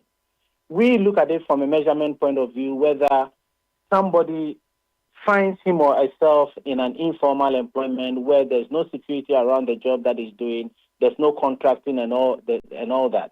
And then when we do a business census or a survey as well, we ask these firms, these establishments, whether they are registered with the Registrar General Department and whether they keep formal accounts or not. We're hoping that as we deepen the discussion on data and statistics, government would want to say that my processes of formalizing the informal sector is to ensure that every firm or establishment is registered with the Registrar General's Department. If we measure it from the other side, where people argue that I have a job, I don't have a contract, there's no security around it, I don't have any leave and all that, and government policy perspective is on the registration side, but not on the contracting side for people who are being engaged in some work, there'll be divergence in terms of what we are measuring and what governments want to do. So the starting point for this conversation, in my view, is government being deliberate on how to ensure that we formalize those working in the informal sector or establishments that are not registered with the Registrar General's Department, and how we can offer these establishments to register their activities with the Registrar General. Once that is done, then we begin to bring them into the pool of data collection to assess their productivity level. As you rightly indicated, from the side where people self-select themselves into whether I have a contract or not, we have about 80% of the people in there, and really their contribution is less than 30% of what goes into our GDP. So we really need to take up that conversation on how we measure productivity levels across different economic sectors, including the formal and informal sectors. All right, Doc. Now you have you produce a lot of statistics, economic statistics, about 7 categories: household income statistics, population, housing census, demographic, health survey. I don't have time to go through all, but I'm going to ask you a question on just 3. So I want to start by inflation, because I know you do consumer price index. The summary I see from your work for last year was that food inflation is our number one problem, because in 10 out of the 12 months of measuring year-on-year inflation, food inflation was higher than non-food inflation. That's number one. Number 2, under inflation, in each of those months, locally produced food or inflation for locally produced food was higher than inflation for imported items. Now, I think that's very significant for policy making. I'm not sure if you have sent this to the Agric Ministry, and how different 2024 is from previous years. Because if 10 out of 12 months food inflation is higher than non-food, and local food is more expensive than imported food, it's a very stark, clear data set you have gleaned. Is 2024 an outlier year, or does this follow the trend for previous years? Bernard, this phenomena of having food inflation greater than non-food inflation has been with us for quite some time now. And the major reason is that, and it's characteristic of a number of developing countries, people tend to spend more on food than non-food. So if you look at our basket for the computation of consumer price index and rate of inflation, the share of food and non-alcoholic beverages is 42.7%. And we have 13 divisions, and all the other 12 divisions would constitute the other 57.3%. So from a weight perspective, we clearly see the dominance of food. What has really happened in the last 3 months is if you take the inflation figure of 23.1% as we announced in February, the share of food is more than 50%, specifically about 53% for the month of February 2025. And consistently, it's exceeded 50% of the overall rate of inflation, and it keeps inching up. And this is where we need to ask ourselves, what are the drivers? And anytime we do this, we go into the subclasses under food, and vegetables, tubers, and plantains have always shown up. In the month of January, we had vegetables, tubers, and plantains recording a price change of 46.0% for January, and in February, declined marginally to 45.5%. Across the subclasses, vegetables, tubers, and plantains has a weight of 9.5%. So it's pretty much significant. And then we further narrow down into vegetables, tubers, and plantains, and we are always picking up yam, which is recording a price change of about 74.4% on a year-on-year basis. Fresh tomatoes recording a price change of about 42%. And these are the candidates that consistently are pushing our food inflation forward. We started the conversation with the previous minister.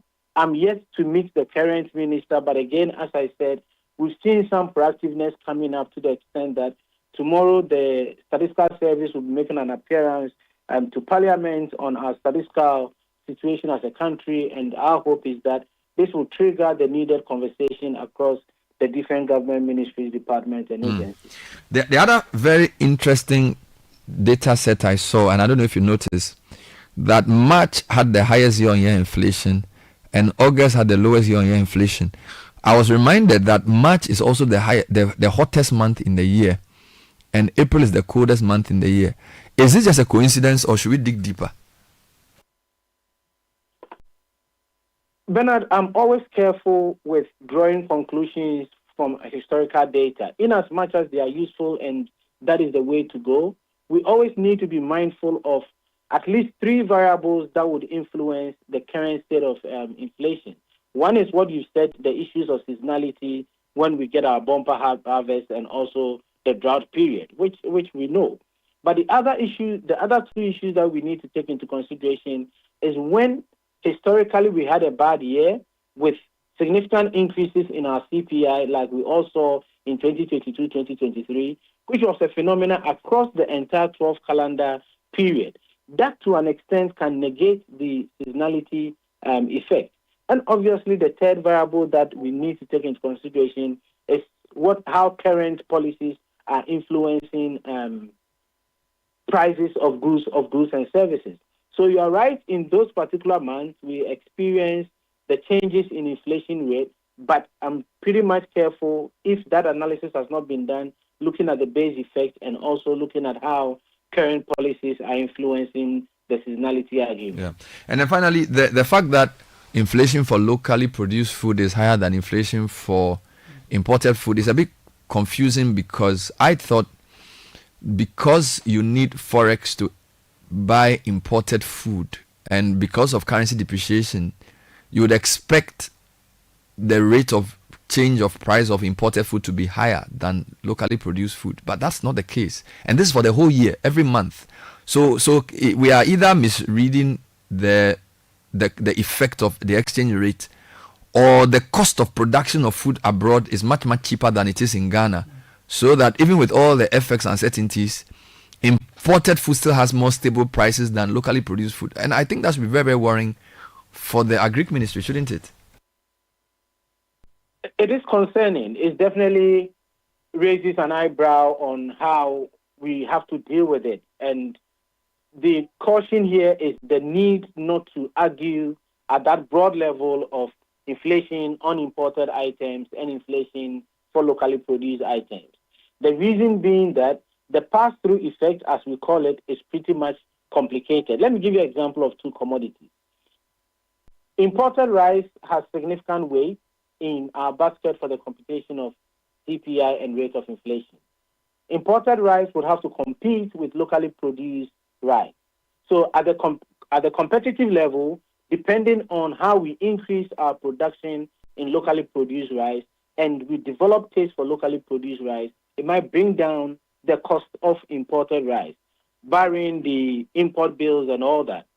If you take another commodity that you use their raw material for a finished good in the country, so the imported raw material feeds into the final good, then exactly what you are saying holds. In that case, if there is lower prices or if there are higher prices in wherever we are importing these commodities from, because it is serving as an input into a finished good in the country, then it's going to feed into higher prices for that commodity.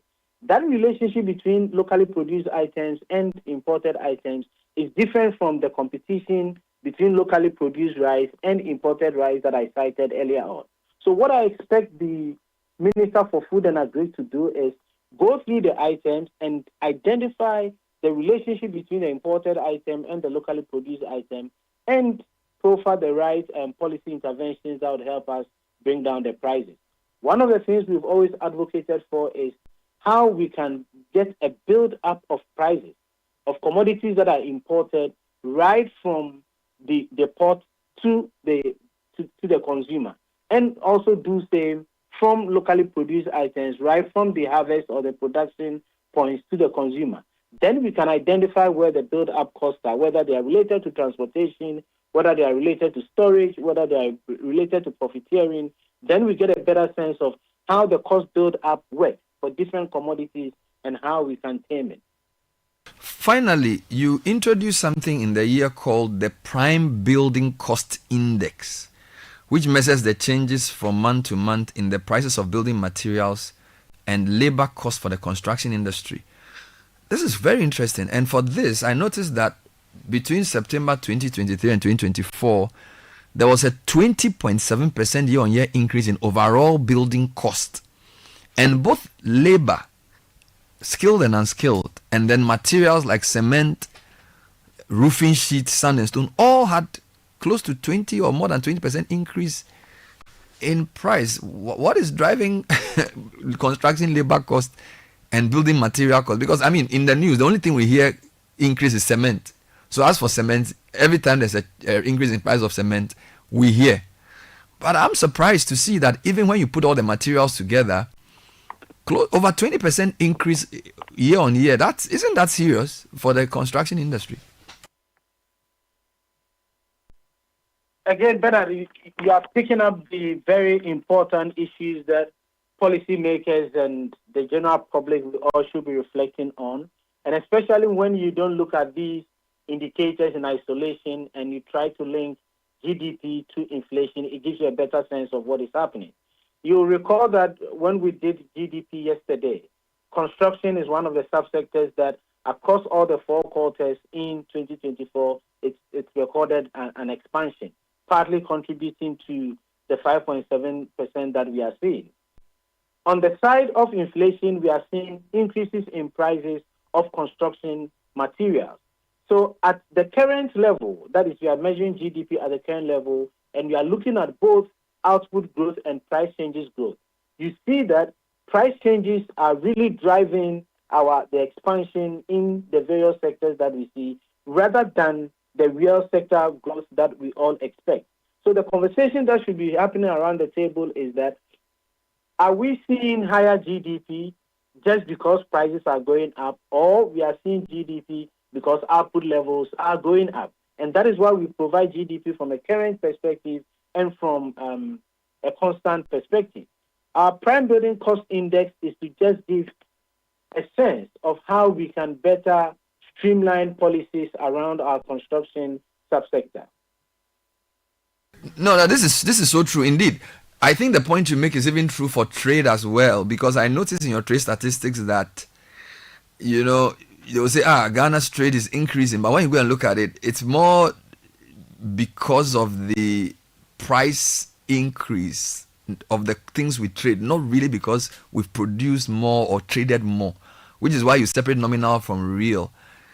And so it appears to me that price stability is still the number one objective of economic policy. I mean, this is Economics 101. It seems to me as if even with the budget the minister is going to read, he must focus on price stability, because once prices become distorted, you can't even make proper use of anything, because it gives a false view of the real situation. Correct? Absolutely. Wonderful. Look, we'll leave it here. Thank you for your work, and I'm sure we'll talk again soon. Professor Samuel Inim is the government statistician, releasing the latest GDP figures yesterday and giving more work, but good work, to the Minister for Finance, because the Finance Ministry cannot ignore GDP figures released on Monday, March 10, in the budget we read on Tuesday, March 11. But you can imagine how serious this is, right? Because budgets are usually prepared like a month long. And then we did the economic forum last week, which they had to incorporate in the budget. Then the statistician now releases GDP figures the day before. And usually in the budget, they will use, growth rate was this are projected. So they basically have to do some adjustments yesterday and today. This feels like sabotage. No. How can you do this? He actually said it's good. And I think the Ministry of Finance should appreciate it. No, I'm just joking. It's appreciated. It's just that when you're doing a lot of work and new things are coming in, it can feel it can feel like the person is trying to make your life difficult. Yeah. No, I think this is going to be a very interesting budget, because this is the Atufosin's first budget. He went to you can tell that he wants to get it right. He went to the market, he came to the economic forum, and now GSS has given him more filler. So today he will deliver the budget. Because MPP is also waiting. But I think that generally speaking, the tax issue has to be dealt with. E-levy has to go. Before he says, Mr. Speaker, E-levy is gone. Mr. Speaker, before I start, E-levy has been scrapped. It's gone. Yes. That one, that's the first. I think that was the most annoying of the taxes. And do you know that because of E-levy, there are some people who work for me. Maybe somebody does some plumbing job. Yeah. You don't stay more. I said, Mommy Momo. No. I said, no, E-levy charges. So he wants cash. Or Ubema Momo and the for charges. In fact, he doesn't want the Momo because he said even if he's removing his money, he's paying. It's the charges that's so annoying. So E-levy, dear. It didn't really help with digital and cashless uptake and all those things. Usually when I go to church, I don't carry cash. I always do my thing. So anytime I pray, I see the charge. I say, God, have you seen? All right, let's do tech and show me that. I need to apologize. I honestly do a short, but the thing with me is when it comes to statistics, I'm very, very interested. And I need to also say that this government statistician has done a very good job. Absolutely. In the way he explains the work and the format the whole team puts together. Look, you don't need to be a statistician to understand. I mean, look at this beautiful thing they've done. Prime Building Cost Index. It's really, really good. So I urge listeners to get copies of the statistical services. They do good. Go to Stats Ghana. That's STATS Ghana.gov.gh. Yeah. There's a lot of information there. When they do the things, when they release the reports and do publish them and are able to go through them and download them, there's a lot of good information.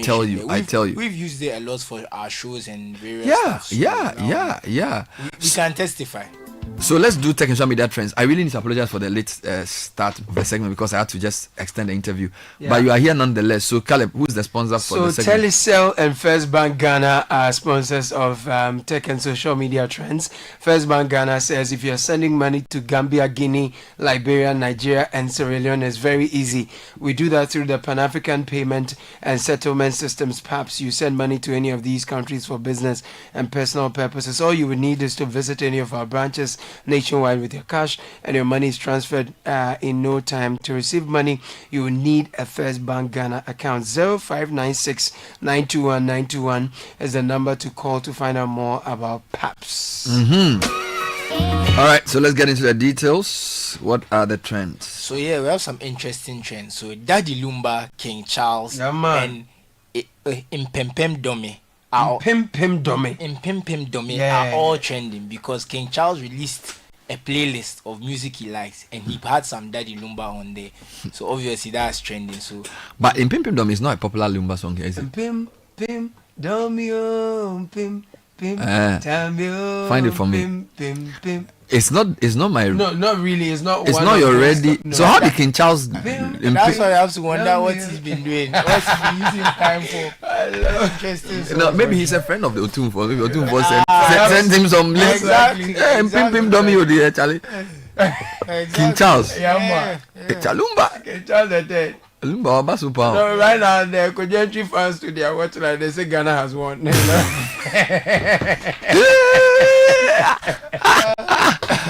Oh, Ghana has won. No, Ghana has won. And Daddy Lumba has won more. You understand? So it's on his playlist. Yeah, was this his top 10 songs or? No, he just said playlist, music from around the world and things he likes. He's doing PR. I mean, he's doing diplomacy. I think it's interesting. I think King Charles maybe understands that. Do you have the full list of songs there? I'll find it. We need to find out. I'll find it on Apple Music right now. Because if there's no Nigerian song there, then Charlie. Then we win the case. I'll bring the playlist, but I doubt there's a Nigerian. If Lumba is on King Charles' playlist, yes. What I saw people saying was Davido on the playlist, but I'm not 100% sure because myself, I'm not an Apple Music user much. So you check for us later. Yeah. So you finish this part and check for me later. I'm very interested. We need it. We need it for some things. We need it for our own issues. Okay, so I found the playlist. So there's Bob Marley. Which of his songs? Could You Be Loved? Thank you. Okay, there's Davido on the playlist.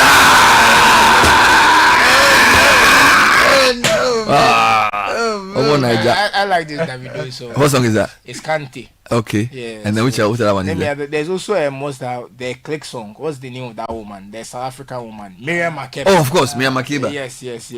Okay. So I'm interested. There's Beyonce. All right. Crazy in Love. Okay. There's Diana Ross. Okay. Yeah. I'm coming. No, Upside Down. Okay, yeah. No, I don't know Upside Down, but I know I'm coming now. There's Grace Jones. Grace Jones? Yeah, so interesting. What song is this? La Vie en Rose, I guess. It's French. It has a French title. Some men have to come and do it. Yeah. Grace Jones, Charlie. So it's an interesting playlist. So. Charlie, you know Grace Jones' brother is Reverend Noel Jones. Really? Charlie. Grace Jones, actors of what's it? 007. What's the 007 self? Oh, don't you know 007? 007, James Bond. Charlie, she was in some James Bond movie, but she looks so weird. I think I know the one. But it's one of the older ones. Yeah, Grace Jones. Charlie King Charles is a big man. Yeah. So back to the trend. So of course, 2025 budget, finance minister, COVID levy, and some other things related are also trending. Of course, you say COVID would die. Yeah, COVID levy is trending. So it's just. And then Ouagadougou is trending. Mahama in Ouagadougou. Yes. Exactly. Ghana Ouagadougou flight. Yeah, exactly. Yep. That's trending as well. So then, you know the Caravanites visited 2 countries. Yeah, I saw. They crossed the border to Burkina and also they went to Lubo to Charlie's boy. No, this year they didn't chill too much. So then in the tech news, our good friend Elon Musk is again the tech news. It's not tech news if it's not Elon Musk. What is he doing? There was some Twitter outages. If you're a Twitter user like me, you notice that sometime in the afternoon your Twitter was acting some way. It was glitching. It wasn't working the way it was supposed to. According to Elon Musk, some cyber attacks from Ukraine have been targeted X, and that's why your X was not working too well. So cyber attacks from Ukraine. Yeah, he said they originated in Ukraine. That's what he said. Give a dog a bad name to hang it. Oh, he said they originated in Ukraine. So after the last 2 Saturdays issue in the Oval Office, now Ukraine is already. He said it may have come from Ukraine. That's why the site was unresponsive. Because I noticed the thing was unresponsive. I thought it was my Wi-Fi and my data. You know how it is. And you be checking. So Zelensky's country. Oh, then but you see, then I went on WhatsApp. My WhatsApp, the messages were coming, everything. So then, so he said the attacks may have come from Ukraine. So that's the new one. So. Wonderful. Yes. Thank you, Susu. This is Tech and Social Media Trends. It's 8:24 City Breakfast Show.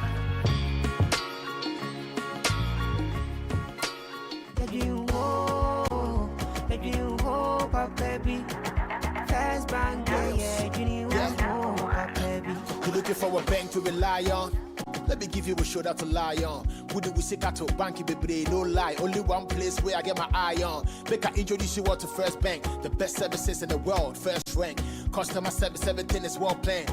I make music, I travel, I sell land. They be my reserve tank. Cause Every time I know my money's safe. Universal banking ain't in me here the date. I'm a busy person, me no many time to wait. Now I got to Spain, even when I'm in the States. My me blue shirt. They tell me office a chilly, but who cares? Cause I bank with the best. I'm lucky, I'm too blessed. When it comes to First Bank, it's too west. Everything is you first. Nobody feed you, I'm like us. Do I'm like us. First Bank we treat you first. Treat you first. Somebody see yeah. Think about you first. Think about you first. You first. First Bank. Join the conversation on the City Breakfast Show on Facebook at facebook.com/City97.3, Twitter at twitter.com/City973, and Instagram at instagram.com/City973 with the hashtag CityCBS. From back in the day, when Afro hair was trending and children had to queue to play Kojo's video game, Fun Milk was always irresistible. Today, it's an after-school source of refreshment. For you stuck in traffic and for us looking to cool off under the sun, the invitation is always that sound. So, whatever your choice, Fun Milk quality product keeps you cool and refreshed. Fun Milk triggers so much fun and excitement with just a blast of a horn. Fun Milk, spreading joy to everyone. This advert is FDA approved. Gasaba. Smoke from firewood and charcoal is harmful and as damaging to our lungs as cigarettes. It can cause heart diseases leading to stroke and may even affect our eyesight in the long run. Grandmothers, mothers, sisters, wives, men, caterers, and everyone still cooking with charcoal, let's switch to LPG gas. The National Petroleum Authority has introduced the cylinder recirculation model in collaboration with local partners to make gas more accessible in all local communities. Whether you own a cylinder or not, join our CRM initiative. Simply show up at any exchange point near you with a small down payment to receive a filled cylinder or swap your empty one. Regular safety checks will be in place. Say ebisa musemo or gas. Afeidie gasaba. Switch from firewood and charcoal to gas for a better and healthier life. This message is brought to you by the National Petroleum Authority and the Ministry of Energy. This year, something magical is happening. A celebration of tradition, flavor, and community. Welcome to the Back to Your Village Food Festival 2025. Taste the heart of your heritage with mouth-watering dishes from across the country like Ademe with akple, Tozafi with ayoyo soup, kokonte, apopranta, rare quine, and many more. From rich spices to sweet treats, it's a journey for your senses. We're taking you back to your village. Oh yes, let's recreate our age-old recipes. But it's not just about food, you know. We're celebrating culture, connecting with family, and making memories that last a lifetime. This March, let's come together and discover the flavors that make us who we are. The date is 29th and 30th of March 2025. The venue, Accra Metropolitan Assembly, and the time is 10 a.m. through till 6 p.m. each day. The Back to Your Village Food Festival 2025,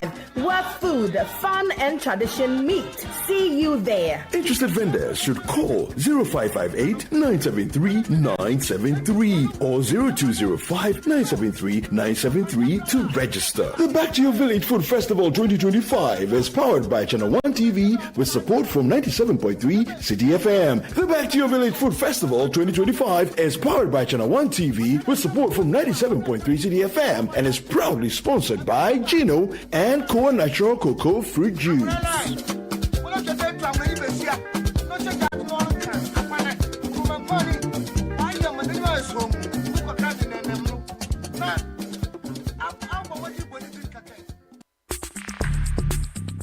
Join the conversation on the City Breakfast Show on Facebook at facebook.com/City97.3, Twitter at twitter.com/City973, and Instagram at instagram.com/City973 with the hashtag CityCBS.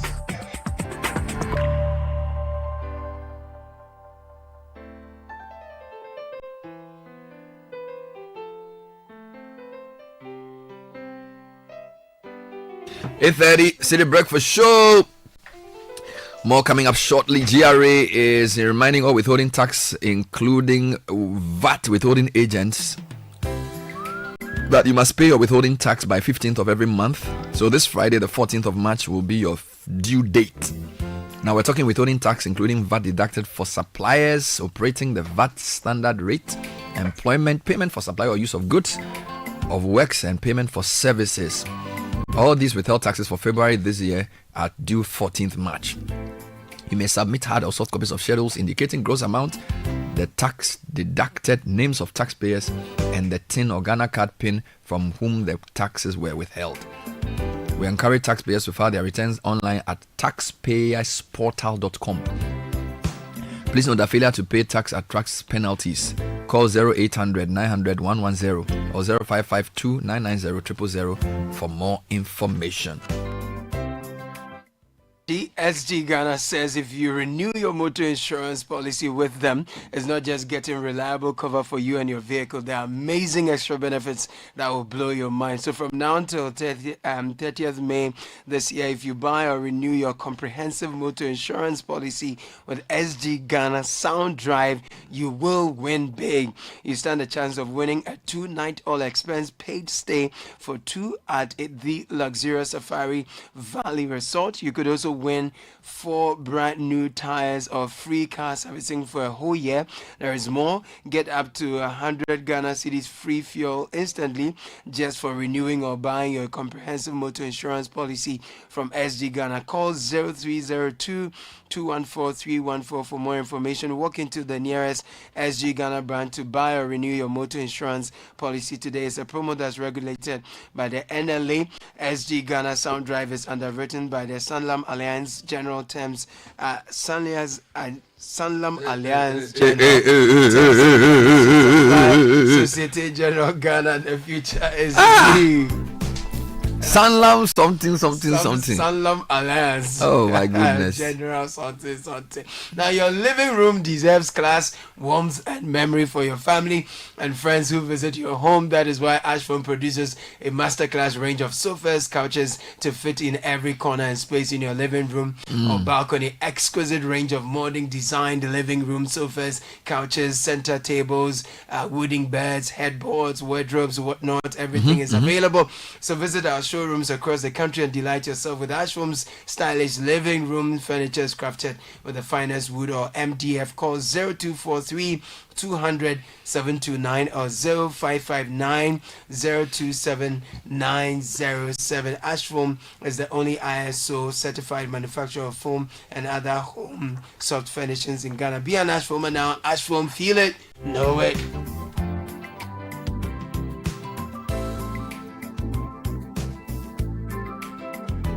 Let me tell you about something that's happening this year. When you renew or buy a brand new motor insurance policy with Provident Insurance from January to March 2025, you enjoy exciting rewards, including fuel coupons and exclusive Provident souvenirs. If you need assistance, chat with Obaya, our friendly WhatsApp assistant with 024 2426 396. She will sort you out, baby, anywhere, anytime. Visit any of our 15 branches nationwide. Provident Insurance, your reliable partner for 43 years, keeping you covered every mile of the way. Don't miss out on this special offer. Chat or buy now. Visit any of our branches, agents, and brokers today. T's and C's apply. With Provident, man, you are covered. Time check is 8:34 and Apeto is back in the studio after after 9 days, after 8 days of chilling. You know, it's amazing how you just go around the country and come in city as if nothing has happened. You know, we thank God. Charlie, how was it? It went very well. The caravan went very well. Yes, we just thank God. It's not. So you literally, how many kilometers did you drive?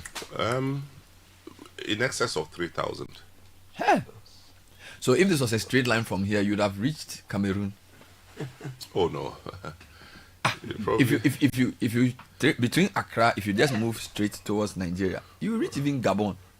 3,000 kilometers is far. It's about 3,000. Check for me. If somebody leaves Accra and drives eastwards 3,000 kilometers, where will he reach? Well, I mean, you definitely pass. That's as the crow flies. Straight line, yes. Yeah, as the crow flies, it may be less. Oh, more? No, it may be less. Because if it's meandering, then you are piling up. Yeah, sometimes you drove 3,000 kilometers. About, yes. So if you drive straight from here to the east, you reach. Oh, you mean, okay, I get what you mean. Yeah, so that if you are doing as the crow flies. So yes, 3,000. By now you're there like Central African Republic. Well, it's serious. It's actually more. 3,000 kilometers. It went well. Wow. I'm looking. Check it for me. I'll find it. So this one says I got 3,500, but so let's assume that's 3,500 is Congo. That's in a straight line. Imagine. So that's like over the sea. So Congo. Yes. That's 3,500. DRC or Congo Brazzaville? Oh, I think it's DRC. Hey, it's a lot. M23 if you go straight 3,500, so 2,000 north, yes, it'd be like Morocco.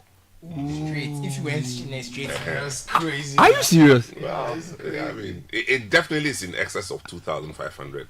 That's no two ways about that. This is amazing. Yeah. You've done this many times, but how does it feel to do this? I mean, how does it feel to be driving around the country? Well, it's I don't know how to answer this one, but answer me on it's exciting to see different parts of our country, especially the breathtaking features of some of the regions. Last night I was having a chat with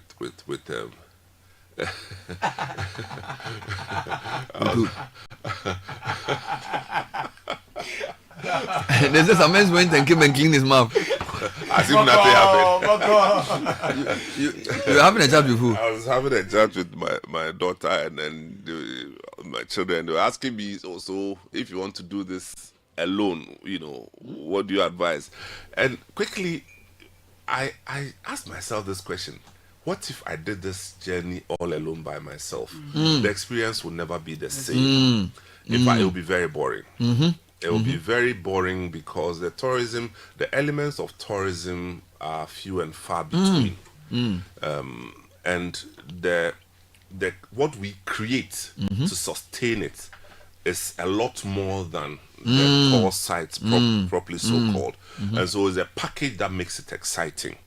And I want to believe this is why a good number of the tour companies haven't ventured into this in a fuller scale. Right, over the years. Yeah, because you visit region 1, region 2, region 3, and you see repeat features. Yeah. You don't see any added on elements for entertainment, for culinary experiences, so we need. So if you didn't create it, like the food thing at Ho or Ashanti or the Bolga thing, it would be flat. You needed to add those things to give it life. That's the point. So tourism is not just going to places; it is somebody curating an experience. That's what it is the world over. Which must be why most of the patrons said their best experience was on the bus. I mean, because of the engagement of the people they meet. I mean, if you went alone, you are not meeting people like that. So it's actually not the same as going alone. I mean, going alone has its place in tourism. But for the kind of thing that we have done with the Caravan, there's a total experience that is. So I noticed that this year there were two distinct features. Feature one was that you were more deliberate with the local programs. So in Ho, there was some event. In Yendi, there was another event. In Bolga, there was an event. In Kumasi. Why did you create those deliberate events, and how did they change that? Because the whole program is about selling memories, and the geography gives us the platform, as in the physical places that we go to gives us the platform, but the takeaways will have to come in one form or another. And it has to be encapsulated in the way things are done through their cultures. So it's a food culture, the dance culture, Right. the language culture, you know. So we decided to take bits of everything and then serve it. We can repeat the same program very soon and take different aspects of the cultures of the same places that we have been to. So instead of doing food in Ho, you could have done dance. Exactly. Instead of doing Deba in Bolga, Yeah. you could have done Exactly. something else. Like Cape Coast for the first time, we did fancy food and dance. Oh, you mean you combine fancy food with dance? Yeah. Where fancy food is what? Fancy. Fancy kinky. Oh, Martin. Fancy kinky. Yeah, you know, very beautiful. No, which one is Etio? Thank you. Etio is like banku. And fancy is what? Oh, it's a kind of stew. So fancy food and fancy dance. Traditional dance. So you did that in Cape Coast? Cape Coast, yes. Wow. By the sea. Charlie. Hey, you are eating by the sea. Charlie. Yeah. Charlie, and you come and wipe your mouth and you see. All right, now so that was experience difference one. The specific number two, you use a different route. This year you use the Eastern Corridor all the way to Yendi. Yes, that's correct. This is the first time you've done that. Yeah, this is the first How was time. the experience? Very beautiful. Oh, it's a different part of this. Oh man, very, very beautiful. Come I mean, for most of the patrons, So did you use Hohwe or Bando? we went through Hohoi. Hohwe. Yes, went through Hohoi. Okay.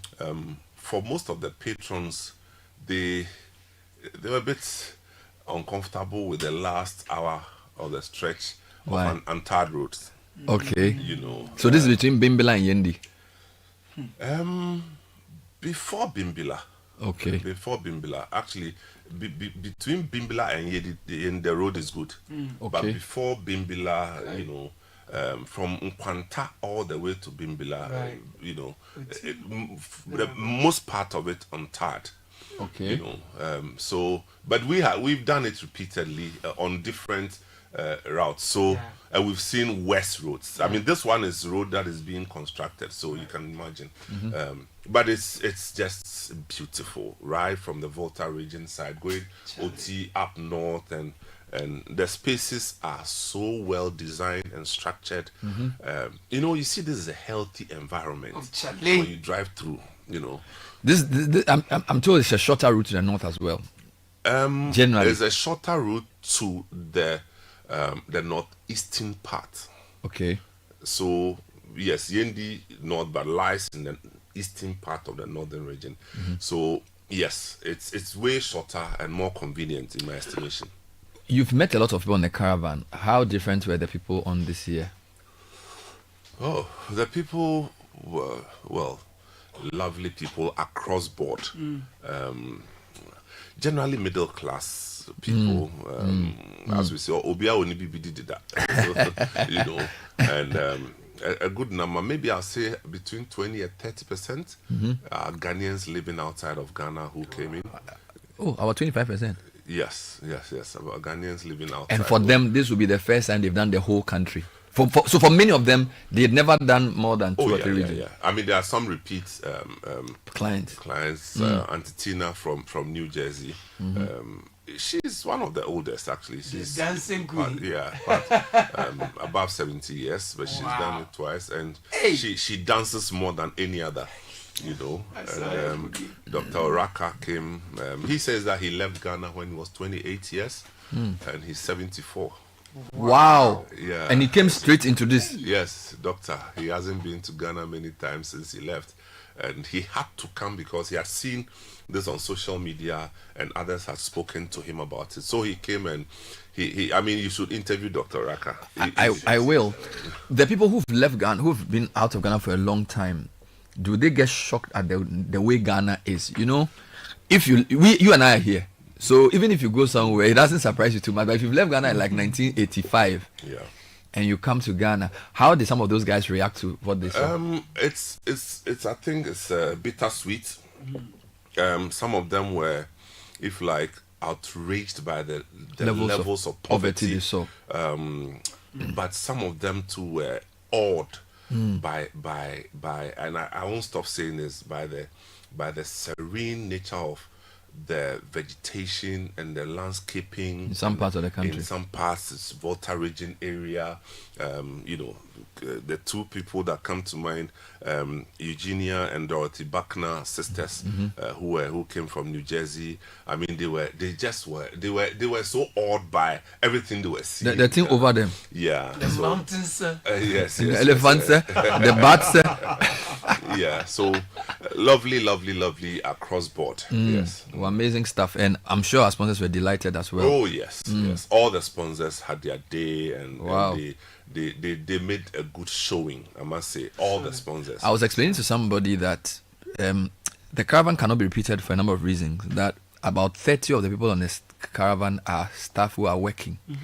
And I don't know how many media houses would release 30 of their staff, including their MD, to be running errands for 150 people for 1 week. It's no easy. Including your sales manager, your events manager. It was quite serious. So like the depletion of staff. 30, you needed 30 staff. Yeah. 30. Wow.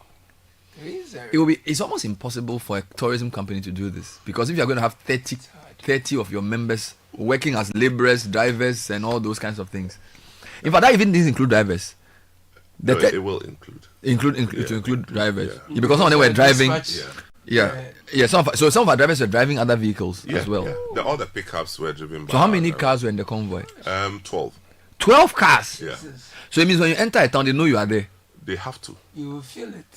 They have to. I mean, depending on the entry congestion, we use the police ahead. And there's no way you will not be noticed, because if a convoy of 12... no, but most of the towns, when we get there, the people will be shouting caravan by the roadside. They'll be shouting and. Oh, serious? Yes. Yeah. I mean, I could see that because I was in the vehicle. So 13 vehicles. Yes, in total. Oh wow, that is serious. That's like, no, this is crazy. This is So you had the 3 big buses, STC buses. Yeah. You had 4 or 5 pickups, and then you had about 4 V8s. That makes how many? So that's 8 plus 3, 11. Yes. And then you have a Benz mini bus. bus. So that's 12. Yes. So there you have it. Yeah, and then there must be the police one. had another and car. The police vehicle. So 13 vehicles. Yes. Why did you choose not to use the pontoon but to drive? You know, when you got to the, I think that it's called. So we originally our manager who normally puts the schedule together, Omane Mensabonsu, had penned down the pontoon. But upon reflection, I thought that we shouldn't use that one, because one, it might delay us. Is the onboarding and offloading, because you have 13 vehicles and you all have to get off. We all have to get off, park on the vehicles. Now get on. When we get to the other side, the same process. It takes another. Yeah, so we thought that it would delay us, and what we didn't want to do was to travel at night on that road, for security reasons. And unfortunately, days before our travel, we heard that the pontoon had broken down. Then you said that one here, Charlie. So we took the other way. The other route was quite easily, It was quick. Yes. Wow. No, this is incredible. This is incredible. So welcome back. What did you bring to us? That one only, unless you ask Omani and Freeman, they are the people who Charlie, don't do that. Or you see us off here. You can't travel to the country and not bring anything. No, but Bernard, the fufu in Kumasi, no. I'm interested in the other. A taste of Kumasi was another matter. So you did a food fair in Kumasi? That was sponsored by Gino. It wasn't like a food fair. It's more like a. They provided. I mean, discounted food. And you did something in Bolga. Bolga we did. What is that? Bolga we did was an exhibition of wares that have been crafted in Bolga. So from shoes to apparel, smoke, baskets, hats, very beautiful across board by indigenes. How was Western region? Oh, actually, Western region was great. We spent time at Maha Beach. I So think 2 days. For the first time, you spent 2 nights at a location. Yes. Never yes. happened Yeah, they before. were both cruising to. So you went on a cruise. Yes, we did a cruise. And do you do Elubo? We could not do Elubo. Why? Because it would look the numbers that we were dealing with. So okay, the plan was to get to Maha and then spend the night there. The night we got there, they had a club session. So they couldn't wake up early.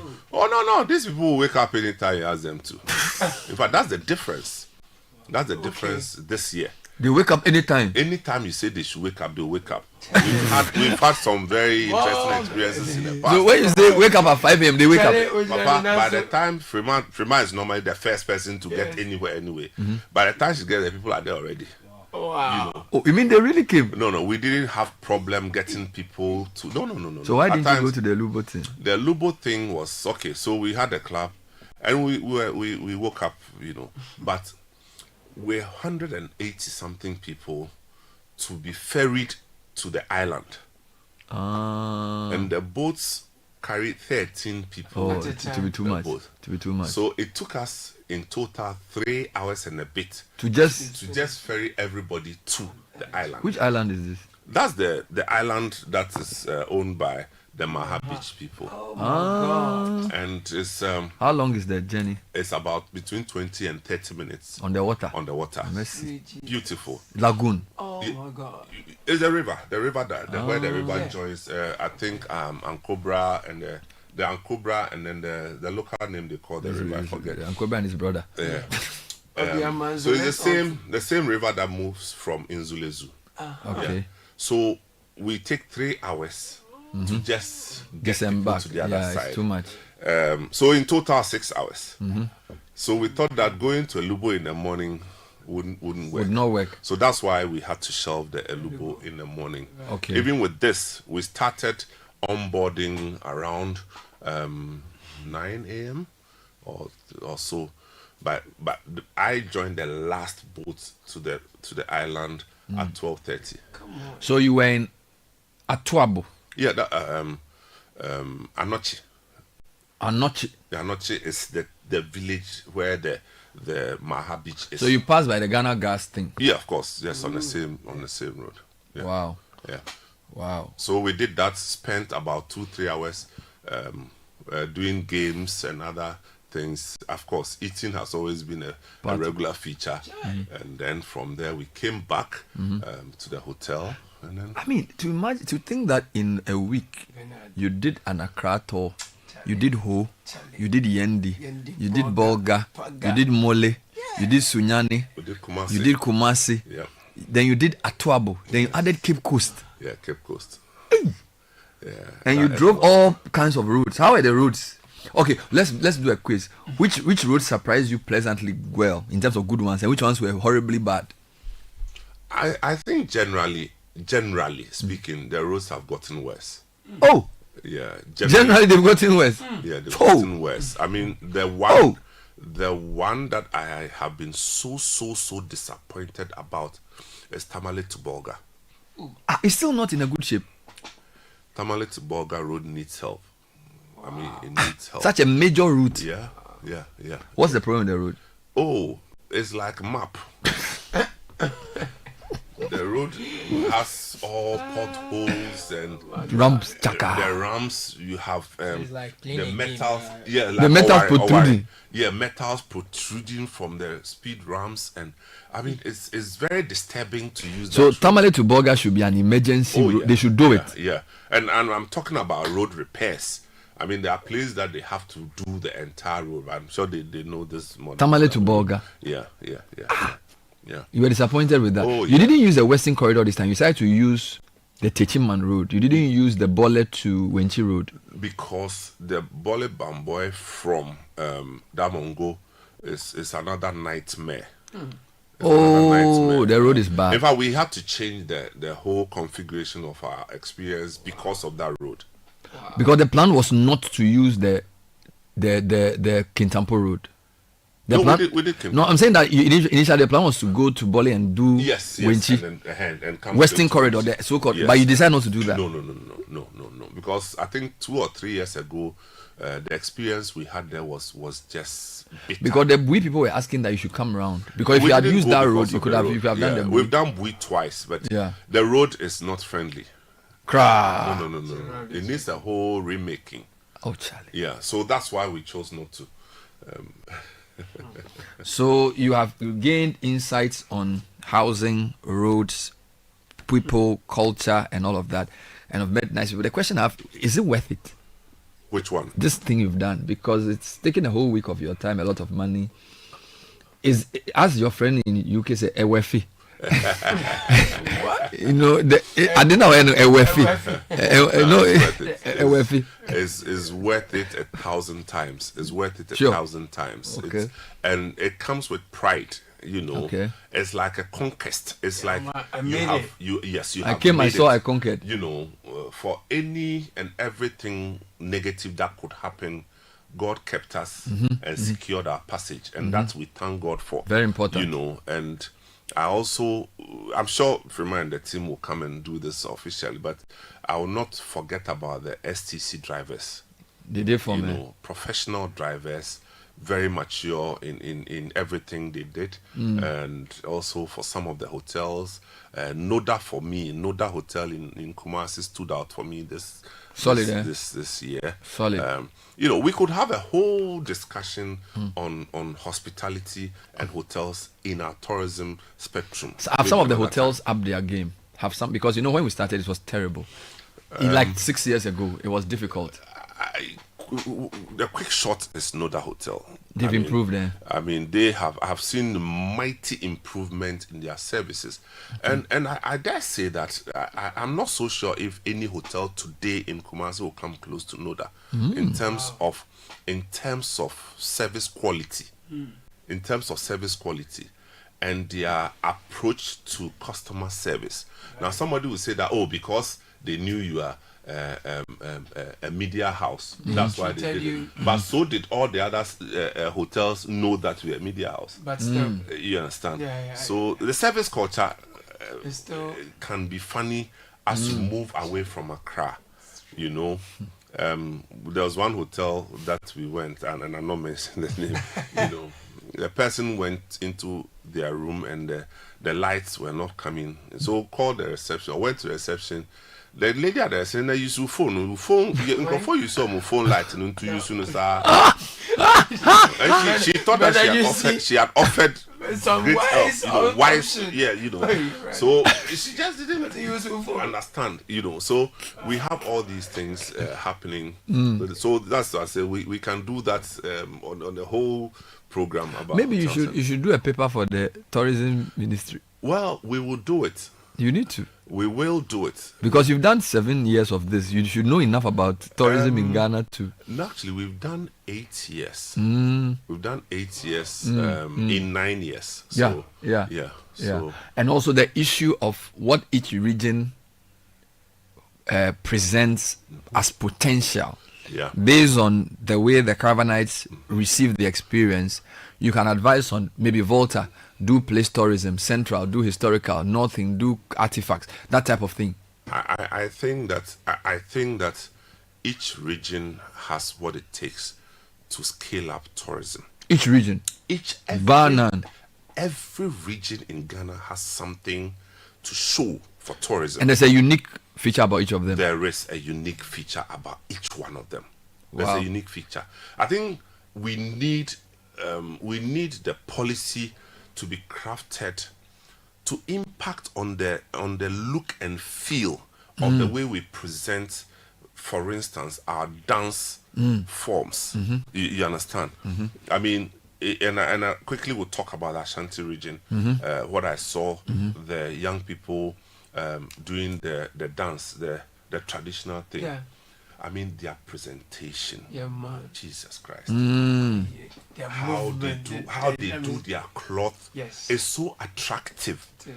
Even the human being standing there, well shaven, well clothed, well groomed, and then they dance, everywhere they have a dance form, but the presentation we need to out. still work out. I mean, you see, we watch these South Africans on air, on TV, and they dance. We also dance, but check out the way they are clothed to make it attractive. I think that's one of the things that we can, if like, use policy to influence, you know. And so there are lots and lots of things that we can do. Even the configuration of their drum sets. I'm telling you, as you move from place to place, it's something I noticed that they use different types of drums to create the entertainment programs that we are looking for. So as you move from Volta, you see that they do some drums. As you move to, you see different types, different sounds. You know, so the sights and sounds are they are deep, and I think that if we curate them properly, we have a good show. But you said the Volta region was really clean. I won't stop saying it. Well, the pulse is back. Time check is 9 o'clock. The Heritage Caravan arrived back in Accra on Sunday, the 9th of March, after 7 exhilarating days of journey into the country. Now, I've been promised that some of the caravanites will join us later in the week. Some of them they say they are recovering. Well, we are all recovering. It's grueling, eh? Oh, it is. I mean, I will not understate this one. You need to be fit to do it. So everybody is on a 2-day leave. You have to rest. Oh yes. Otherwise you break down. Yeah, because moving around for 7 straight days, waking up early. Down to dusk. It's high. I mean, look, Nana Che. In fact, he was actually awarded by the patrons. Who is Nana Che? Nana One Che, of our security guard. Okay. Nana Che. He was given an award. Yes. For hard work. I'm telling you. He did work by Nana Che. No, Nana Che is such an amazing human being. Not just, I mean, when we say somebody is resourceful, and I mean, nobody told the patrons what to do, but they just, put money together. Wow. And and I think it's been, because this guy, as if he knows people in every town. Hey. So we get to the town, we need to chill our drinks, and every town, and Anache knows where to find what. No exception. Every town, he knows where to find what, and he does it with ease. Wow. So there you have it. People have worked very, very hard. No, you're a big man. Let's read some quick comments and then see where we can go with this. So this one says, please ask Summers, what if one decides to do this with his family or beloved? Will it be a good idea? And what route will you suggest for better experience? An estimated budget for 4 nights and 5 Charlie. You want us to consult for you? Consultancy, Charlie. Those who did Accra to London drove 11,000 kilometers. So Summers did a quarter of that. Yeah, a quarter of that, because 3,000 kilometers. I mean, I'm looking at the route now, and it's a very circuitous route. I just got a message from Dr. Yao. He was on a caravan. Yeah, he says, Summers, this Nana Che creature is dreadfully super. Hey. Wow. All right. Anyway, welcome back to the economy. Welcome back to Ghana. We're also here. We're in tune. Yeah, I think it's always good to go out of Accra to get a proper. And for me, I think the value of this as a journalist is, I always tell people, if you want to speak to the nation, you need to know how the nation thinks and the different flavors. So you can't sit in the studio every day and just think you know Ghana. So sometimes you need to go out, which is why I encourage people to join the caravan all the time. And for me, it's always an eye opener going to places and speaking to people who know you and listen to you from their own context. I remember I was in Takwa and a guy met me, his name is Sixtus. He listens to Citi Breakfast Show. How do you know me? He said, I've been listening to you since my university days and I like the show. It's like, wow, how do you do? So Charlie, it's a great show. Good to see you. Take a photo. You meet people, go to Paga, and there are guys who are like, hey, I'm a teacher here. I've been listening to you. In fact, I was in Yendi. And some man says he's been listening to my show since he was in secondary school. He's now a teacher in Yendi school or something. You know, so you will be amazed at the impact of radio on the country, particularly in the northern parts, where people religiously listen to programs like Eyewitness News. So I'm sure for Omar that there, his fans were not easy, because he, as host of Eyewitness News, a lot of our partner stations in the northern, northeast, upper east, upper west, they love Eyewitness. But people, let me quickly put a caveat here. I mean, look, every one of the staff did amazing. Of course. I mean, Nanachi's name just popped up like that. Yeah, But people are looking for equality. No. These are the Caravan people who are sending their own versions it's of. not, it's not a competition. Kamaru. It's not a competition. I mean, every one of them did amazing. It's not a the Nanachi thing just popped up. No, So Nanachi is a boss. Anyway, they'll read the budget today. Which one? you don't know. I too forcing. Oh, Cassio. Yeah. I saw him going to Mokola or something. Charlie, he was working. He said the budget, you know. Or say budget, you know, it's like A level. They go much short budget. What group pension? What's that? It be showman. Charlie, the guy say he mean the budget like they go right busy. So the budget you prepared it already. Now we heard. No, he has to meet the people so that the women they will feel part of the team. But he's done it already. No, they have to talk. Yeah, Charlie, you mean the budget too much. He mean the budget. Wear white shirt. Yeah, we do Sakura. They say a man cannot be careful unless he wear white shirt. And I'm sure people in this constituency will be listening to, you know, the other constituents are very happy, very proud of. Explain to me how people in a town relate when their MP is a minister of finance. It's a source of pride, eh? I think in my. You know, Kwesi Botche was the other finance minister from that place. Yeah, he's from. Where is he from? Kwesi Botche was from Aguna Safo. Okay. Which is where Swedu Secondary School is, by the way. Okay. So the Minister of Finance from the Central Region, Atu is the second after Kwesi Botche. I think. Because No. Kwesi Misata was he? So Misata was before Kwesi Botche. Misata was Deputy Finance Minister in the 80s. Not before Kwesi Botche. No, during. Must be after Kwesi Botche. Yeah, but yes, after. No, it was after Kwesi Botche because Kwesi Botche was Thank you. Salome yes, became. Sorry, Kwesi Botche. Misata was Deputy Finance Minister to after Kwesi Botche. Yeah. So in terms of the substantive, I think Kaziel would be. So would they be expecting? What would they be thinking that they should do their role? Basically, they want to see impact, and I get this from the constituents all the time, and some of them will call me. You have to talk to Atu to come and do this. You have to talk to Atu to come and do this. To come and do what? The road. They say what the hospital. Yeah, because Richard Guy said something that you can't. If you are close to a tree, your brother cannot something. Is that your brother? I can feel if your brother is on top of the tree, you cannot eat mango blue or something. I can feel the pressure on him. So we pray for grace. So the Jumaku people say what they want Atu to do something. Yeah, but if the time that your brother look, I'll tell you what. Yes. Eastern region. Yes. Eastern region had a roads minister. Okay. Who hailed from the Etiwa area. Etiwa West. Yeah.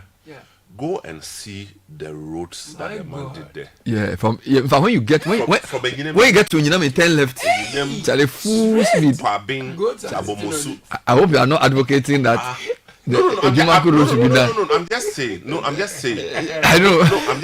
I'm just saying that at least if somebody is there that didn't benefit anything personally, at least it's all the road. They wake up. They say when this man was minister, this is what we got. In fact, yesterday somebody was telling me this on a Caravan. I said, he said he's from one driver. He said he's from that area, the Abomosu area.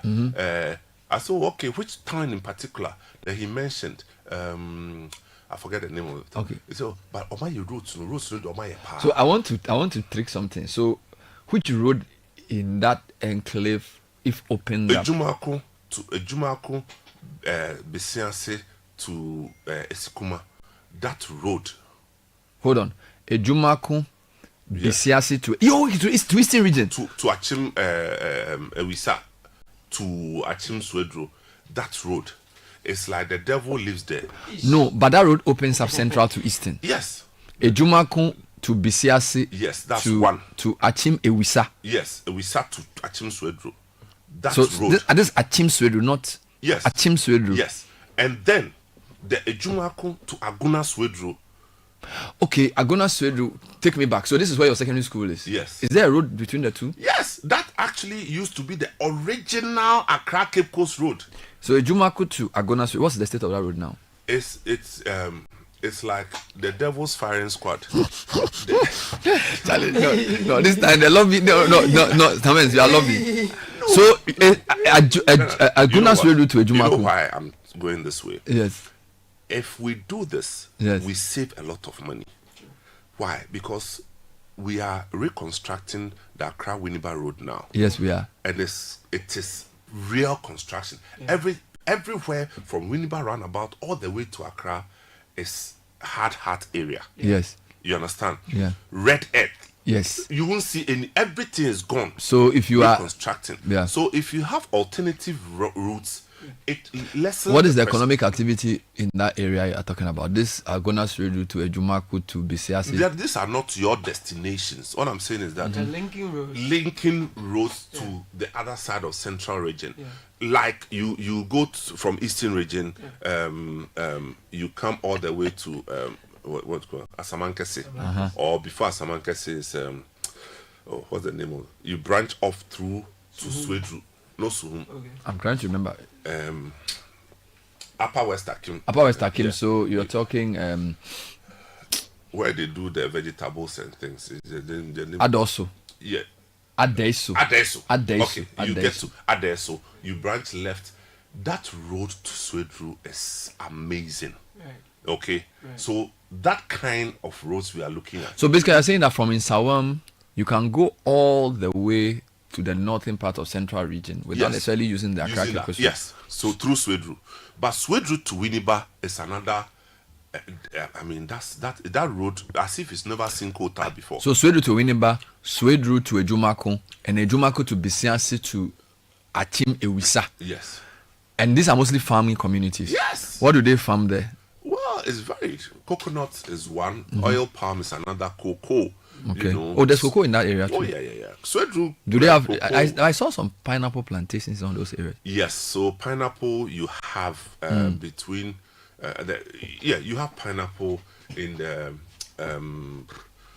Gizilatetes. Yes. Ewutu Senya West. Senya, all the way to Winneba. You have pineapple plantations there. So you, the people of Ejumako and surrounding communities, are urging the minister to do something. That his time will be worthwhile if he does something there. Charlie, then because you see, Ato, if you don't do it and you hand over and you come back and live there, Charlie, this is like a threat. Ato, the way the people could do it now, we will not make you happy. Do the thing. No, Charlie. It's easy for us. Charlie. Because if I have to go to Swedru from my place in Ejumako, I have to drive. And you do Swedru almost every month because of Swesco. Yes, I have to drive to Isachil Junction. You understand? Join the Accra Cape Coast Road, drive to Winneba Junction, branch again. I know it's too much. It's too much. So, whereas. And that adds to the traffic there. Whereas I could have just gone straight. But I remember there was the Bobby Kuma. Let me tell you something. I remember this Suhum through Upper West came to Eastern Region, Central Region Road. It came up in one of the discussions, and the foreign donors said that the road didn't have enough traffic to merit a PPP. So they were saying that if they use PPP to do it, then if the route was frequently used, then there could be some tolling to pay. So you need to think of financing. So you are suggesting but there are different classes of roads. You see, but these are not feeder roads anymore. They are different classes of roads. I'm just saying that the quality of road you have Accra Winneba is not the same road that you are going to have, say, or down to Winneba. You get me? Okay. Because if you go through Swedru, from Swedru to Akroso, to Manson, all the way to Odan. But those roads are fairly good, though. I haven't used it. No, you remember the day we went to. No, the last time I used that road wasn't good. It wasn't good. Sorry. I mean, the Kede road is good. Yeah, the one we did in Sawam through is okay. The Kede road is good. Okay. The Kede road, in fact, they've done it to Subi area inside to where we went to Assume. Yes. To do the Galamsey. They've done that road. Yes. So it's the central region that you need the roads. No. Central region as it connects to the eastern region. That's what we're Charlie, talking about. then the minister of the roads sector is also from Adakulu. So we need a road. Oh, but your roads are super. No, we need more. The whole to Denu road is in a very no. The road. In my mind, what I said, Charlie, this is for the wicked power. No, Samuel, the way they do the roads power with no. Samuel, the road from the roads in the water region. No. It's the part you use. See, there's a road from Denu to Aflao. It's a very bad road. It's a major route that is very, very bad, and that road is basically the road that takes you from Denu through to Joje to Ho. It's a very, very bad road. Well, and you use the good part of Eastern Corridor. No, there's another part. It's a choice we made. Yeah. But that's what I know. But I'm just saying that. So we are talking about KZL and what we want. We are also talking about Mankasim to Ejumako to Swedru. More roads are coming. Them road did I'm one moyanya. Charlie. Wait. See where the thing reach. We see you. Me, I'll buy Bentwa. Oh, stop that. I'll buy Bentwa. Charlie, your best soul. You mean he has to perform? No, he has to. He has to influence the people to do the road. As the Minister of Finance. Yes. That's the only benefit they will get. Well, among others. For the son of the land. Among others. Charlie, Charlie Suhini, you are from Tamale North. You have to do something. You are the deputy road minister. Tamale, their roads are beautiful. Inner roads. Inner roads. Inner roads. Tamale inner roads are just correct. Amazing. Yeah. I mean, we don't. When you were going to Red Clay, was the road tarred? Red Clay, from Red Tamale, that's a Nanton road. Technically outskirts small. Yes, on the way to Nanton. No, the road is tarred on the main road. But as you branch off, even it's tarred up to a point. Yeah. But Red Clay literally is red. The area around red edge. Red edge. Yeah. That's not because frankly it leads nowhere, to be honest. Okay. Because it's isolated. Red Clay. Yes. Yes, but I'm saying that the route from Tamale to Red Clay must be done. No, it's done. It's done. It's done until up to where you have the settlements. Okay. Yeah, it's done proper road. Okay. Yeah. Okay. So by the central region, yeah. we want the Jumaku road redone. No, we are doing our lobby. Swedru road redone. Swedru across. So Charlie, it has to be done to the barest minimum. That's what we are saying. You see, me, I sit here every day. If I start doing this, we won't finish today. No, but you don't have a finance minister. I have a road minister. I have a tourism minister. Okay. And I have a foreign minister. If your road minister, if he lies, he should decide to do roads in your region alone and see who will pay him. Which means the question, which minister has the most influence? Because, it depends. Because the finance minister is influential. I actually think the finance minister is the most influential of all the ministers. Yes. I think so. The finance minister, because he can decide everything. Although I need to say that ministries like roads and energy are increasingly finding their own sources. So beyond what the finance ministry allocates, if a road minister has a good relationship with industry and there are donor countries with banks that want to support, we can get some money. So increasingly the energy and roads sectors are having to build their own financing models. We need to take our road thing seriously. So we are saying I hope that there was something from KK Sapon during the KK Sapon said that cocoa roads. No, the cocoa board has no business doing roads. I hope that thing is drummed home properly. Charlie, the guy delivered a thing seriously, and he also said some things about the energy sector that we need better tariffs and stuff. I think if we have his speech, I think we should play. I should play it. Yes, I'll find it for you. I listened to bits of it, and I said, wow. It was free consultancy. Now here's something. It says the road Samens is describing a Jumakun Bisiase to Bremane Sekuma to Achim Ewisa takes you all the way to Oda. It also takes you through Asim Fosu, through Asim Praso to Asante Fomena to Bekwai and Kumasi. Lengthwise, there are even shorter link roads, but it takes far longer. I think it's a bit basically supporting your point that road opens up a lot of the central eastern region, and it looks like those areas have been forgotten. Charlie. In a way, it's been Very forgotten. sad. For me, the day I did, apparently from Ejumaku, you can go to Mankesim. Oh, but the road is so narrow. That's what we just said. And the bushes come into the road. So when you are driving, sometimes the bush is in front of you. So that road was done. I think the last time it was done was before Kufuor. Yes, when Kufuor came, he did the Ejumako to a Sachil Junction. You know, and it was redone. I think some 7-8 years ago. You know, but the one that's been abandoned is the Mankasim one that you are talking about. Yeah, it's very small. Yeah, small, and there's actually a university in Ejumako. Yes. University of Education, Ejumako campus. Yes. And I mean, that's directly opposite my house. So your hometown is not a village. It's a town. No, it's my a town. my hometown. Yes. My fancy hometown is Enyan Dentra. Enyan Dentra. Yes. Which logically is the next town after Ejumako. Village after Ejumako. Then from there you go to where? You go to other villages, you know. Enyan something. But where my house is, yes, it's in Ejumako. Physically you see it is, but the land is Enyan Dentra land. Okay, so this Enyan business, so Ejumako Enyan Dentra, no, they are. Sorry, the name of the constituency is what? Ejumako Enyan Isiam. So Ejumako is the town. Yes. Then Ejumako is another area. So you have Ejumako Bisiansi, Ejumako this, Ejumako. So the Ejumako where the university is called Ejumako what? That's Ejumako. Then the Enyan too, they are Emu types. Yeah, they have Enyan Basan, Enyan Dentra, Enyan Mem, Enyan plenty. And then the Bisiansi be which one? And no, that's Ejumako Bisiansi. Then Esiam. Esiam is another town in between.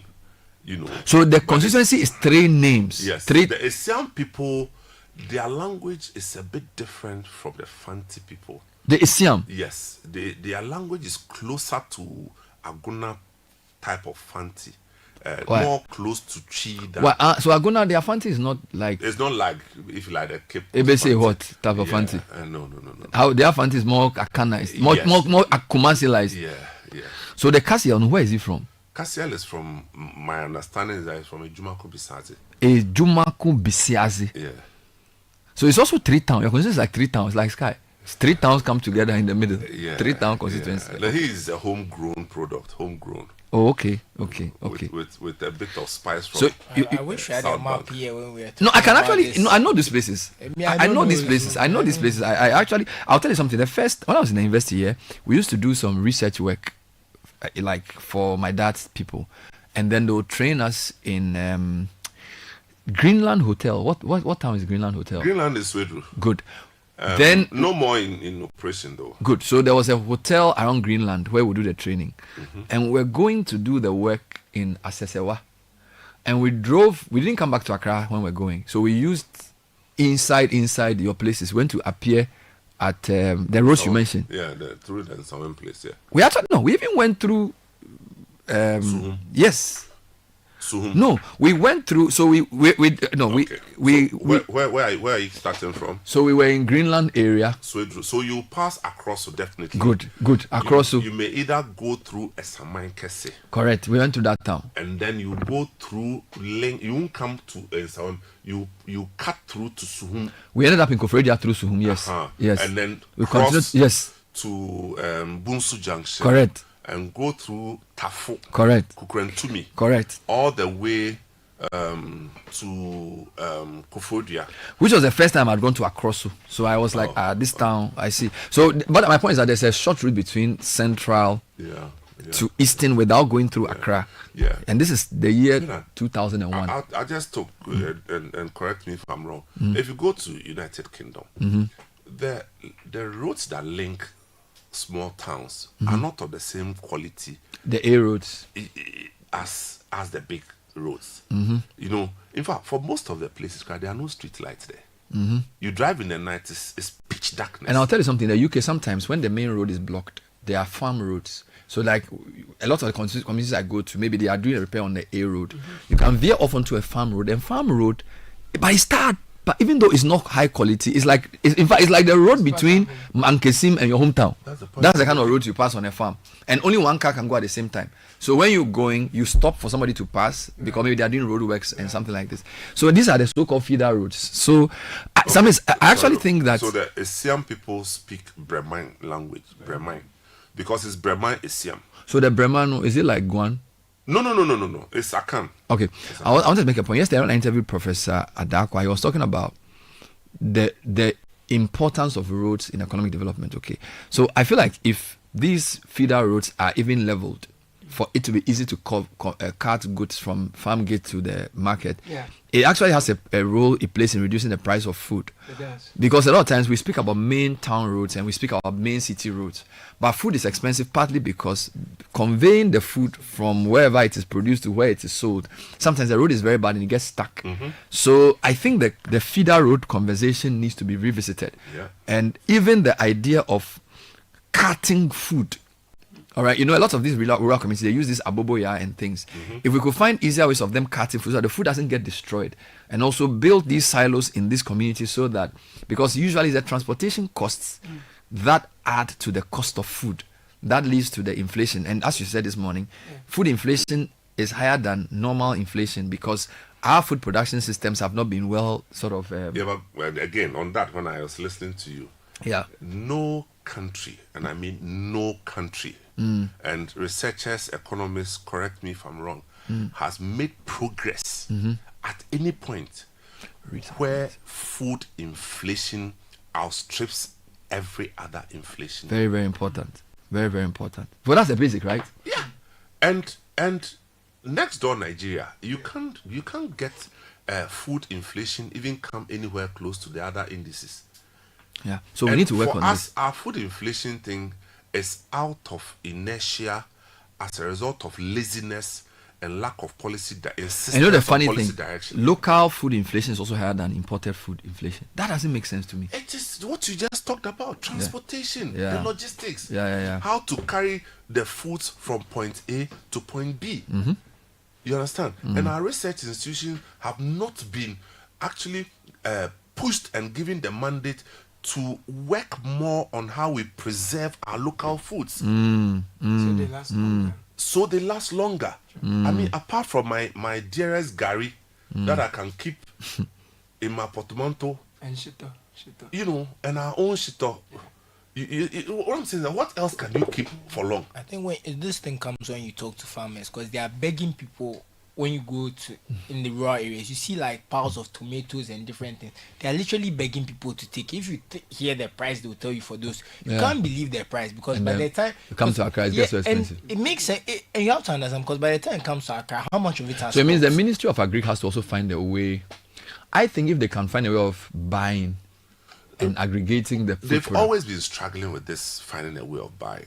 Okay, but I'm saying that the preservation culture, we need to invest into that one. Preserving the food. The food, so they can last longer. You get me? So it doesn't become available seasonally. Yeah, because see, I mean, when we were kids, we used to do banana. We young boys go into farms and carry banana to the main side of the road. Okay. Yeah. Now there were days in the week that we would do that because the trucks will come from Accra on that day of the week. Now, when they come from Accra, they don't go to the market. They come to the farms, and there's a particular route that they used. Okay, so maybe 5 boys will go and take the bananas and come and pack them by the roadside, and then use the banana leaves to be stopping the vehicles as they come. And I'm not talking about a story. I'm talking about me myself. Now, we stood there. Now, woe unto you if you miss the truck. It means another week. It's rotten. Things will go bad. Your banana is completely gone. You have to sell it that day. You have to sell it. So you don't have bargaining power on price. No. So when they come, and you know what? We didn't know. We're kids, we didn't know. So they normally will come around 5. When they know that you are in a hurry to go. You are in a hurry to go. And you will sell it for next to nothing. They carry the thing to Accra. Because if it perishes, that's it. Let's read some quick comment. This morning, I don't know how we go on the road matter, but yeah, that's how it works. The worst of roads are in Afram Plains. Sumaila from Donkokro. Driving from Winneba to Achim Odan is horrendous. That hole to Danu through Georgia Road. It's very bad, I told you. Muhammad must fix this road. Drivers won't want to use it again. To support you, Bernard, the road from Toko to Hohe, Wallahi, it is more terrible than anyone can imagine. Mhm. A distance that can be a distance that you can spend an hour to travel, you will use no less than 3 hours. It's very terrible. This is Peter from Nungwa. Good morning, Samans, Bernard and team. I just wanted to highlight that the road section you used in the Volta region during the Heritage Caravan tour was quite impressive. Mhm. It's a refreshing contrast to many towns with badly unmotorable roads. Mhm. The experience truly showcased the better aspects of road infrastructure, and we hope to see more improvements in future. Okay. Some of which are Ho Danu, Sokode Kpeva, Sokode Abutia Drapong, among others. Yes. Okay. Mausi Ayibi Aista is saying that the Year of Roads initiative didn't get to them, so they're Okay. hoping that the reset will affect. She's writing from Abutia 30. Abutia 30 Mhm. Volta region. Mhm. Hi Bernard, there is massive gridlock on the Spintex Road. This is from Coca-Cola roundabout towards the flower. William, why are you using Coca-Cola roundabout when you could have used the EcoBank route and moved So through can the... I say something about this? So Yeah.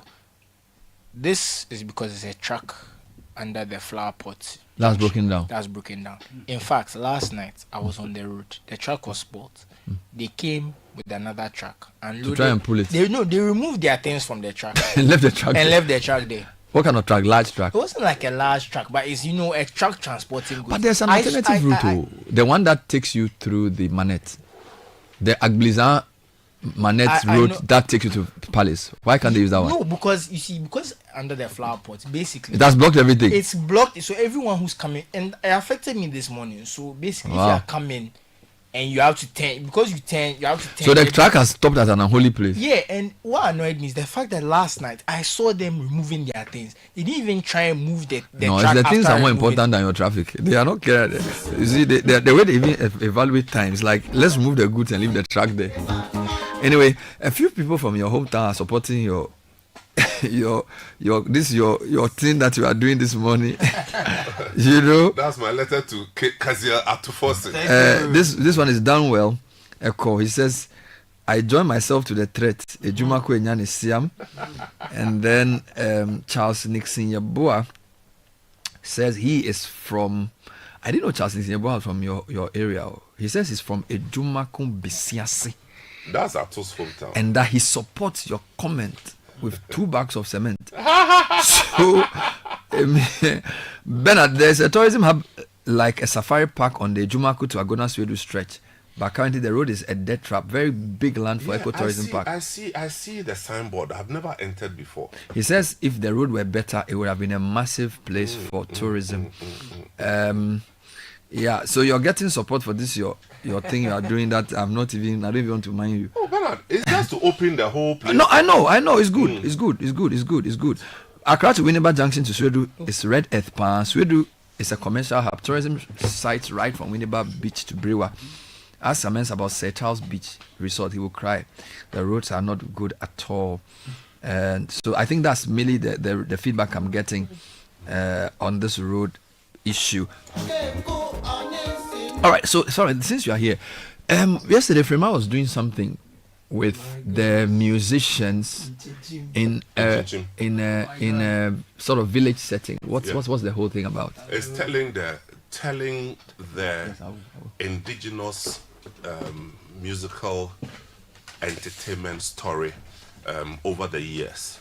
Okay. So in Chin Chin Band, as you know, puts the whole repertoire together with the help of Frema herself, and they, if you like, dramatize some of the elements of the songs.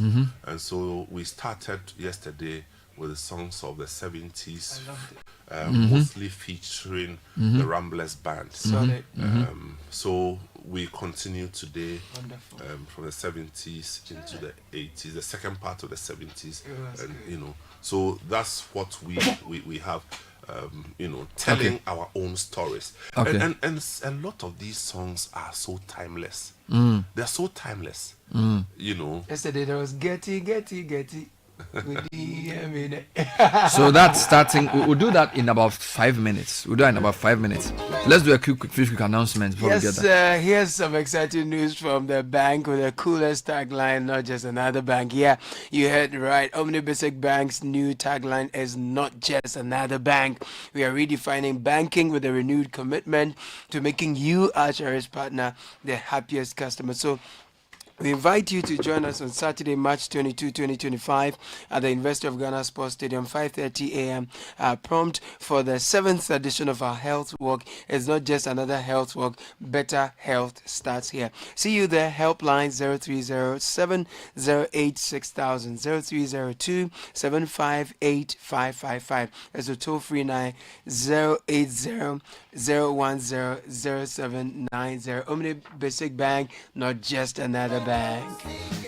Now we are talking about litigation-free lands. Please talk to Royal Kingdom Estate. They specialize in land acquisition, construction, design, property management, and more. There are properties in areas like Accra and Ebri. Land starts at 90,000 cedis. Flexible payment plans are available. We have affordable homes ranging from 2 bedrooms, premium furnished apartments for short rentals in East Airport. 0557 555 909 0272778880. Info at Royal Kingdom Estate. Royal Kingdom Estate, building communities, nurturing dreams. When we come back, we will be taking you on that historical musical journey with the Nchinchin Band and Frema Edunyame. It's 9:35 on the City Breakfast Show. We welcome back the Heritage Caravan team. We'll be crossing over at 10 to Parliament for the reading of the budget, the Ejumaku Bisiasi budget that people are trying to. They are trying to. Hey, it's amazing. Ejumaku Bisiasi budget. No, my friend is from Swedru. You're also from Swedru, so I'm surrounded. Girlfriend, you're from Swedru, right? You're from Winneba.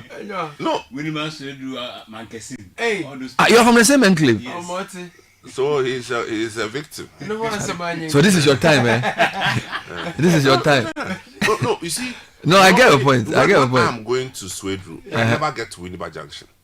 I always have a short. I branch off at Akoti Junction, and then you turn right and do straight to Kwenyako. That's my normal route. So I had never seen the roadworks beyond Akoti Junction all the way to Winneba. Okay, and so when you're coming back, that you saw when we're coming back, the dust. Chaka. So they are working, I must admit. So if we have some of these link roads in motorable, as for there's one that leads to Gislatete's constituency. There's a branch that one there. Charlie, it's bad you have to change your rim. It's bad crap. Not just the tire, you have to change the rim if you use that. It's bad crap. We'll take a break. City Breakfast should stay with us. Unleashing the power of relevant radio. This is City 97.3. For free. Provident Insurance Bema Quentway on the side. If January equals March 2025. What the insurance one some shop Provident Insurance and sa. Some will renew and now we have for Penya Chadia P. Emu fuel coupons and the Provident Souvenirs Papa B. And you will change it. One day and WhatsApp assistant or buy and chat is here. 024-242-6396. Obeso to out over to me swag 15 branches. Ya to a petigan and a mobile. Over to me soon brokers and I agents in the mobile this our Janami and Sunny na Provident Insurance as some Ghana man some power Maconia Badi wa Wabambo Massa special for you for Kaisan Shaka With Provident, man, you're covered. Dear home, no interest for 2 years. Are you ready to step into your dream home? With Lakeside Estate's exclusive offer, you can own your own home in just 2 years with no interest payment. This offers you affordable payments, flexible home purchase plan, quality homes, and lifestyle change. Choose from a variety of beautiful homes in any of Lakeside Hills clusters. Your future awaits you. Imagine living in a home you love with the freedom to invest in your dreams without the burden of interest. As your CIMG Real Estate Company of the Year for the 4th time, we offer you hassle-free home acquisition. Call us today on 020-477-5043 or 020-477-5042. Don't miss out on this incredible opportunity. Call us now to learn more and schedule a tour for our available homes. TNC Supplied. Make your dream a reality. Lakeside Estate. Quality homes for all. Electroland Ramadan promotion is here. Get unbeatable deals on top brands Samsung, TCL, Media, and Nasco. Get Nasco 166-liter top mount freezer at 3,999 Ghana cedis plus a free flask. Nasco tabletop freezer starting from 1,999 Ghana cedis plus a free flask. Nasco chest freezer at 3,899 Ghana cedis plus free Nasco deep fryer. Get our Media 198-liter chest freezer at a whooping discount from 5,249 Ghana cedis to 3,999 Ghana cedis. For 4,499 Ghana cedis, you can get a TCL bottom mount fridge plus free Nasco meat grinder. Get our Samsung top load washing machine at 6,499 Ghana cedis plus free Nasco deep fryer. Rush to our showrooms and authorized dealers across Ghana. Call 0503-159-739 for inquiries. Electroland, home of affordable luxury appliances and electronics. Hi, Mom, it's me, Kwame. Hey, Kwame. How are you? Mom, I'm fine, oh. Okay. You know something? No, tell me. I'm looking for a complete furniture set for my new place. Kwame, I've told you before, the only one place you should go, eh? Yeah, Mom, but I need a mattress to fit my bed. Ash foam. I need a bed to fit my room. Ash foam. What about a sofa where go relax my body? Ash foam. Wardrobes to fit all my clothes? Ash foam. What about linens and pillows for sweet dreams? Kwame.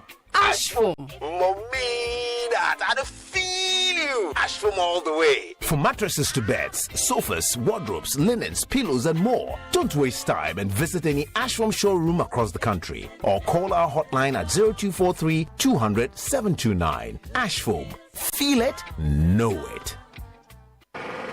Hey, so what goes into building quality structures? I mean, literally, what goes into it? Wujaf, you don't want to be sitting here somewhere worrying whether or not you did a really good job. It'd be a very simple equation. If there's no diamond cement in the mix, massa, forget it. Don't start cry. Menye, diamond cement has been providing builders, block makers, and construction companies that peace of mind for years. Diamond cement is 42.5 R grade cement. Unbeatable quality made right here in Ghana. And because we have your pocket in mind, we provide 32.5 R grade so that everybody getting on. No long talk, Jack. If there's no diamond cement in the mix, don't start. Locate Diamond Cement Ghana Limited nationwide with factories in Aflao, Takrade, and Buipe, or call 0244-313-368 or 0540-111-978 or 0202-021-175. Diamond Cement, still as hard as a diamond.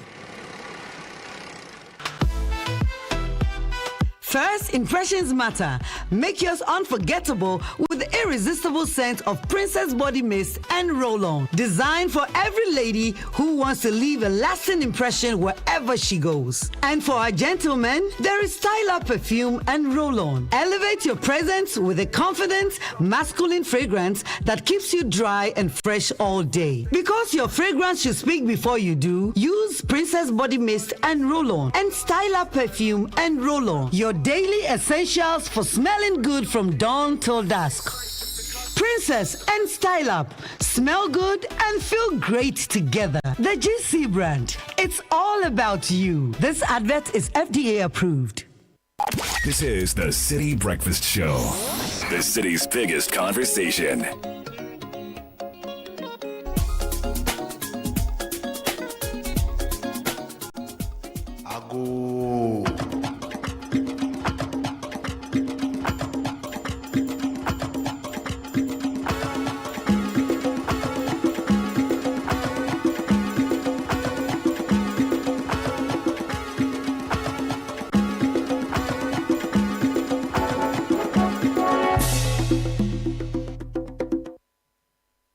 Welcome to another edition of the celebration of our culture and authentic Ghanaian music. I'm super elated, because for an Asante woman who finds myself in Ghana, it's always best to find a friend who can show you around, who can tell you what the ancestors are saying. Now I have my friend here. Let me just say that he is not a Ga, but he's so well immersed himself in the Ga tradition and culture. Whenever I'm with him, I feel so safe. I'm Frema Edunyame. This is my brother, Eko Kumson. Eko, how are you? Yeah.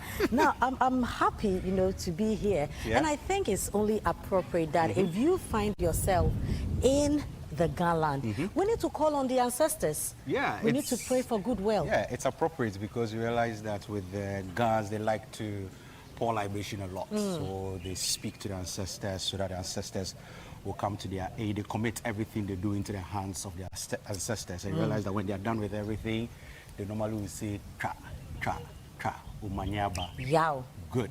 So that's how they call, and the response is yao, which, I mean, if you are religious, you say, you pray, you say in the name of Jesus, amen. Exactly. Right? All of that. So you call on the ancestors to come, I mean, be of help to call you, on assist them, you. exactly.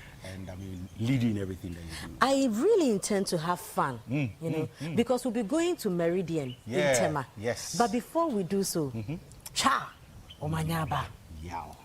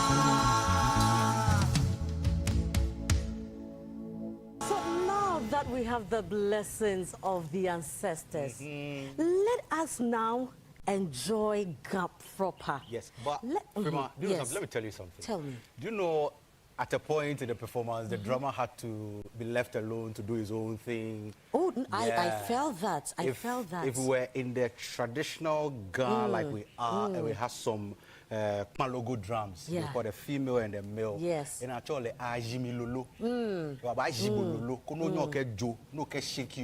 know, the Palogo is one dance I really love and I really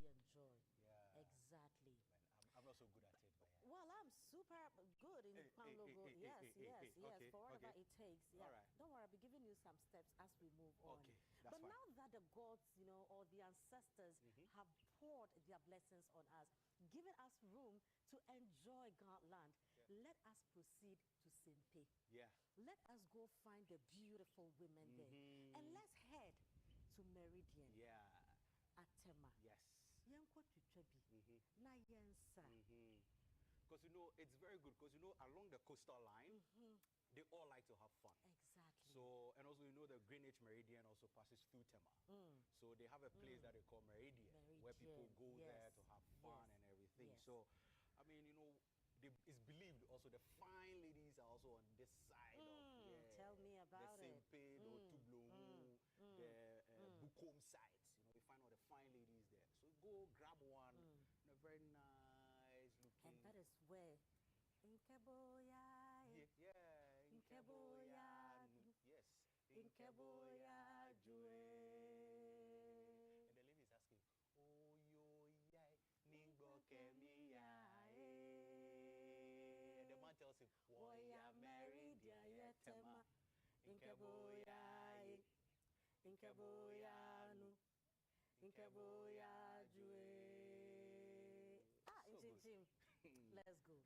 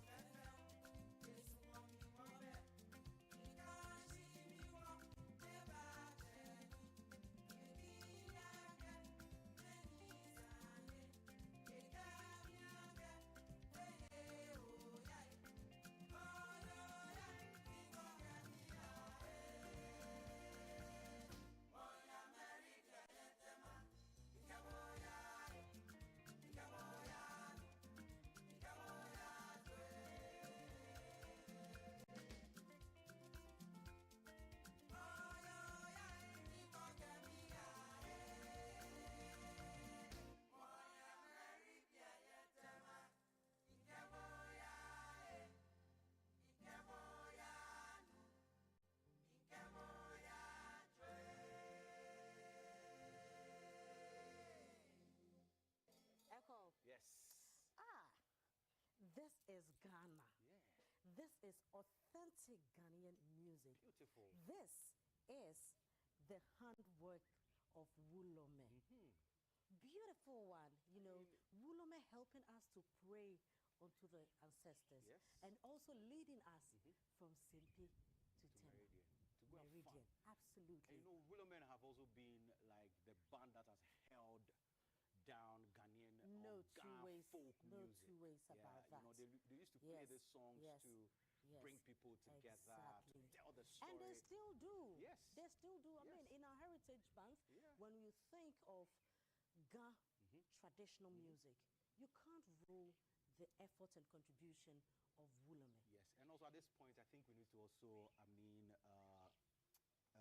condolences to the Namanwa family, because you know recently we lost Namanwa, who was one of the lead singers of Wulome. So condolences to the family, and also we know that she's resting in the bosom of the Lord, because this woman blaze the trail when it comes to Ghana music. Absolutely. So it's good. Now that we are moving away from Wulome, you know, and now that I'm convinced that I really want to be on the Ghana soil, I just want us to also look at what E.T. Mensah says.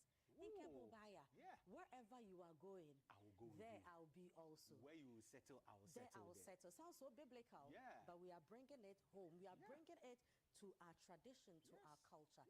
This is another beautiful one from E.T. Mensah in Kebobaya.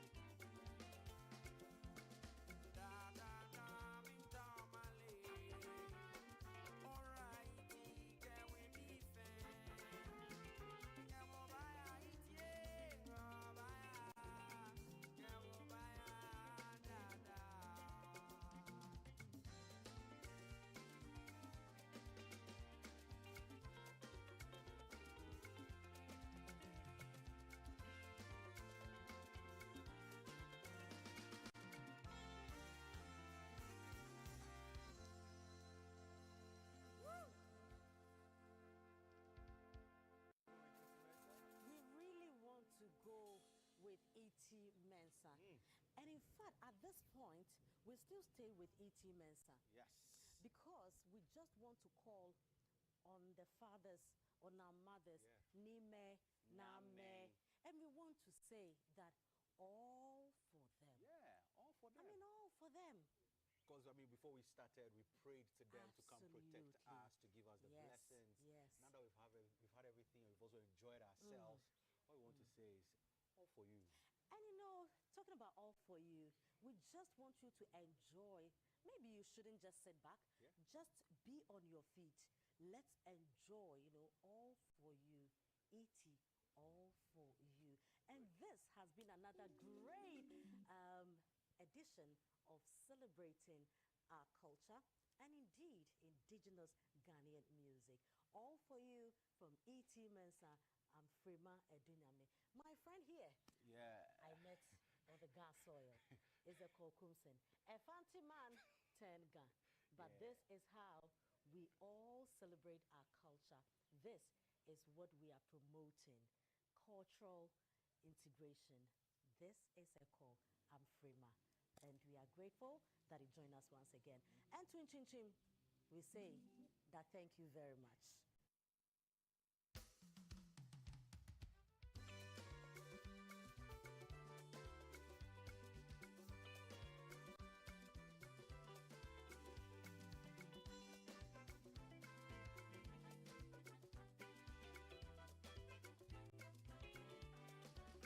And so much more will be coming your way, all for you. School Madam will be taking over shortly. It's almost top of the hour. Thank you so much for making time with us. My name is Caleb Kuda. You heard Bernardino Kokuavle, Samuel Thomas, Susu Graham, Fred Tetejabana was our producer, together with Sheba Araba Benyin. Edwin Kwaukofi was on digital. Abeku Odum, the richest man, was our man on technical. Wishing Mrs. Comfort Abraham's Nay Ashong a very happy 83rd birthday. We're grateful for your love, guidance, and support. We love you, our matriarch. This is from Dr. Samuel Ninoy Ashong and Mrs. Maud Ashong, from Duke and Apiele, Nayo and Apioko, Danny and Kylie, and all your grandchildren. They say all for you.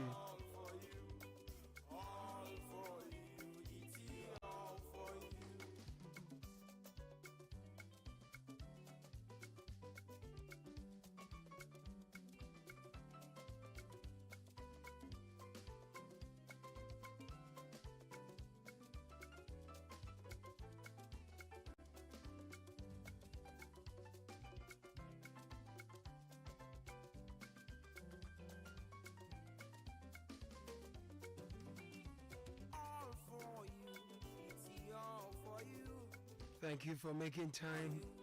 It's top of the hour now, and Ajubi Riafia Kent enjoys also the news at 10. Good morning, Ajubi. Good morning, Caleb. Hello and welcome to City News at 10. I am Ajubi Riafia Kenten. Coming up, Finance Minister Dr. Kesiel Ataforsen to present President Mahama's maiden budget in Parliament today. And the Ministry of Foreign Affairs warns former government officials possessing diplomatic and service passports to return them or face consequences. The details now. Finance Minister Dr. Kesiel Ataforsen will present the maiden budget of the John Dramani Mahama administration to Parliament today. This comes after the approval of a 68 billion Ghana cedis mini budget in January for first quarter expenditures. The budget is expected to outline economic policies and strategies for stabilization. Ahead of the presentation, ranking member on the Economic and Development Committee, Kojo Opon Nkrumah, has urged the government to honor its promise of scrapping certain taxes to ease the financial burden on Ghanaians. The government may try to introduce some extra taxes on some of the industries, which could affect how these industries deal with local content and vision.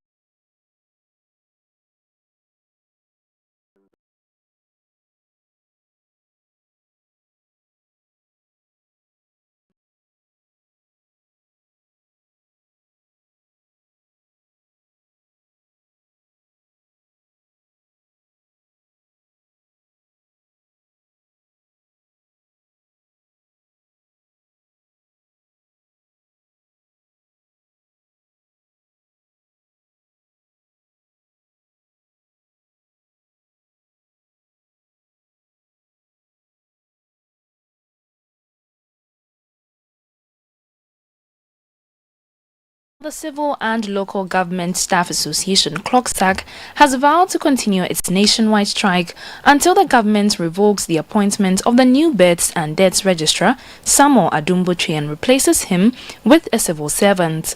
CLOGSTAC accuses Botwe of having political ties to the NDC, arguing that his appointment undermines the neutrality of the civil service. Speaking on Channel 1 News, CLOGSTAC's Public Relations Officer Edmond Akwe says professionalism and neutrality in public service appointments must be protected.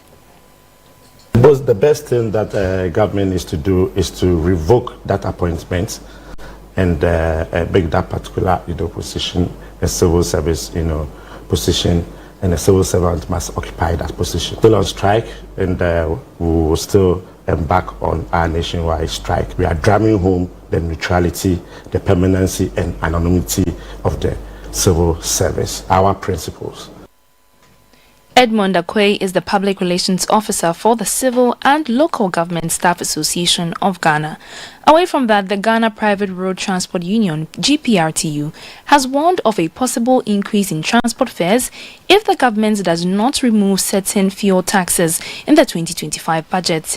GPRTU's Industrial Relations Officer, Abbas Imoro, says multiple taxes are straining their businesses and must be scrapped.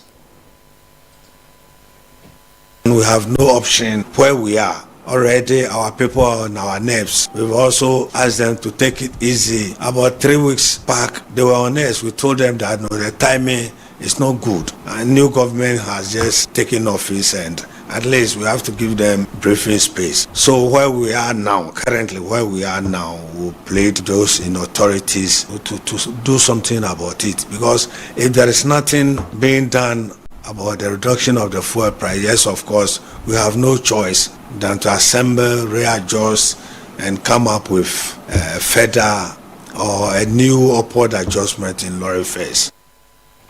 Industrial Relations Officer for GPRTU, Abbas Imoro, speaking there.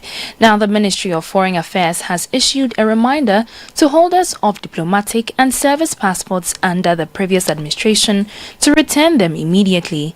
Despite a directive from the Presidency on January 15, 2025, over 400 diplomatic and 387 service passports remain unreturned. The ministry warns that passports not surrendered by the deadline will be cancelled and flagged for seizure at Ghana's entry and exit points. And that's how we wrap up on Citi News at 10. For more news, visit citynewsroom.com. I am Ejibi Wiafe Akente. Many thanks for listening. Citi News, we speak first. Reach our hotline on 0302 224959 and get interactive on Facebook, Citi 97.3 FM, and on Twitter at Citi 973.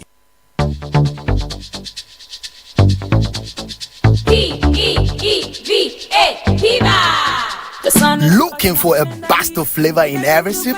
Discover the refreshing taste of Piva beverages. Enjoy the classic Piva Cola flavor, perfect fit anytime. How about a fruity adventure? Try our delightful Piva orange fruit drink packed with recognized citrus flavor. Craving something exotic? Our Piva cocktail fruit drink brings the tropics to you. For a sweet and juicy treat, grab our grapefruit drink and don't miss out on the refreshing Piva Tangerine fruit drink bursting with tangerine flavor. Piva Cola, Piva Orange, Piva Cocktail, Piva Grape, Piva Tangy.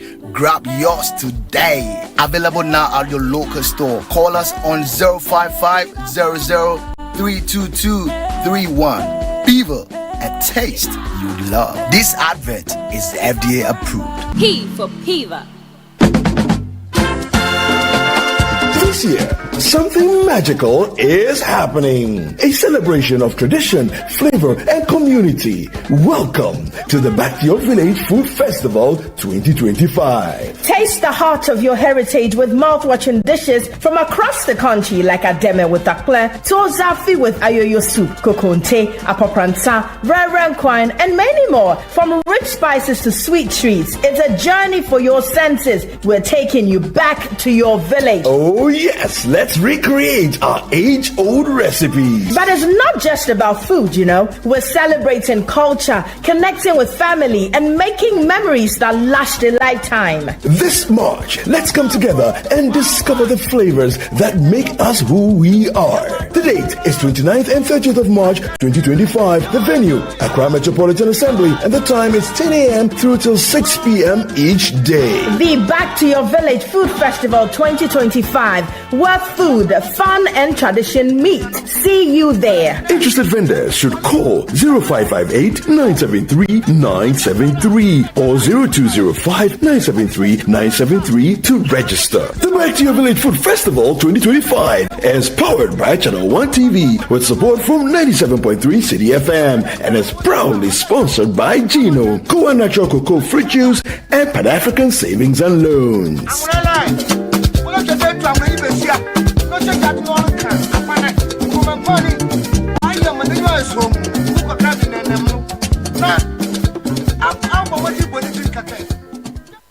Citi 97.3. More variety.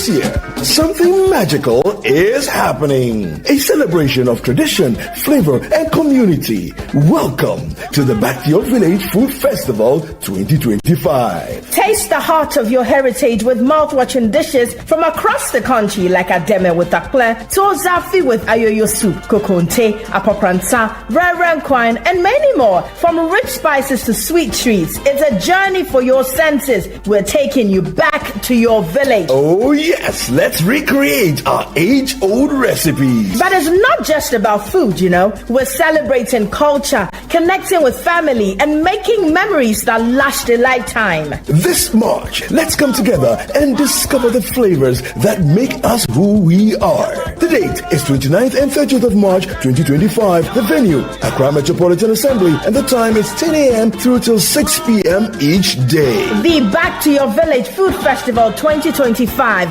where food, fun, and tradition meet. See you there. Interested vendors should call 0558-973-973 or 0205-973-973 to register. The Back to Your Village Food Festival 2025 is powered by Channel 1 TV with support from 97.3 Citi FM and is proudly sponsored by Gino, Goa Natural Cocoa Fruit Juice, and Pan African Savings and Loans.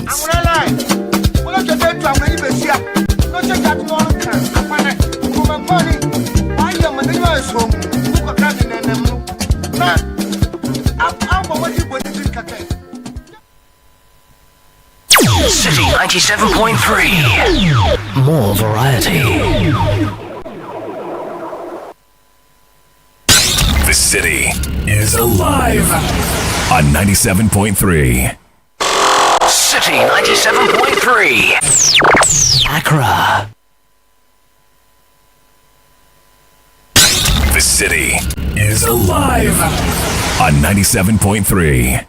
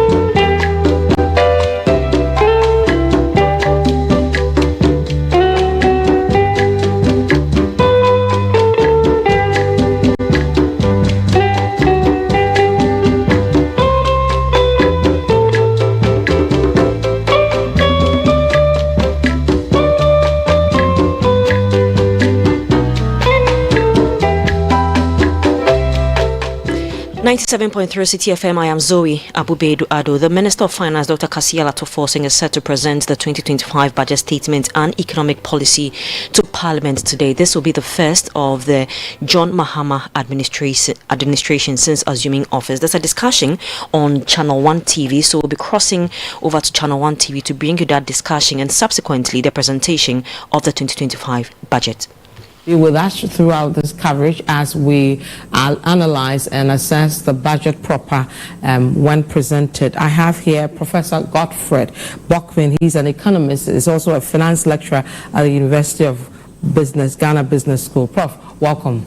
Thank you. Good morning. It's been a while. Yeah. Good to have you. Thank you. Right. And then I have Michael Boate. He's a partner at KPMG. Michael, welcome. Thank you. Right. So, gentlemen, welcome to our special coverage.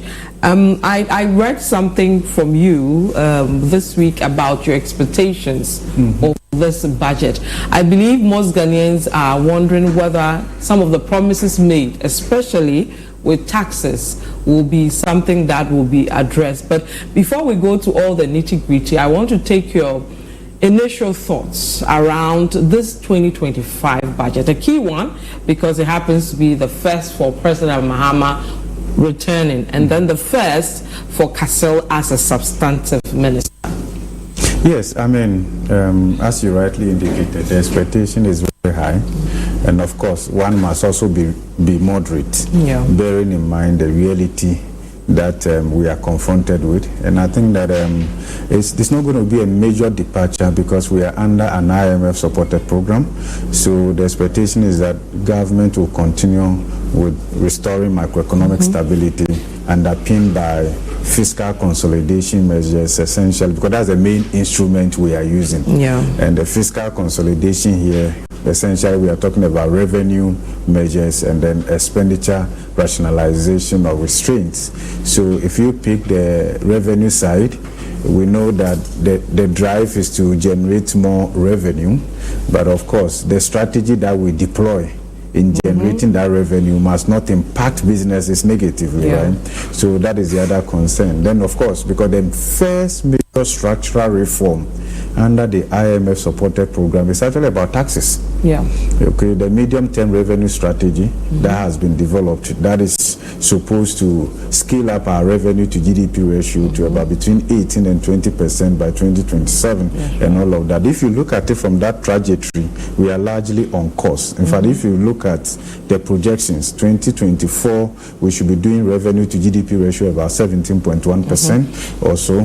Then, of course, you're also looking at the promises that the party made in the run up to the 2016. Because that trajectory is considering the current taxes that are in there. Yes, and all of that. Yeah, but at the end of the day, if you look at the mixture of tax handles that we have deployed, and you assess the overall buoyancy of those taxes, these additional taxes necessarily have not increased our tax buoyancy.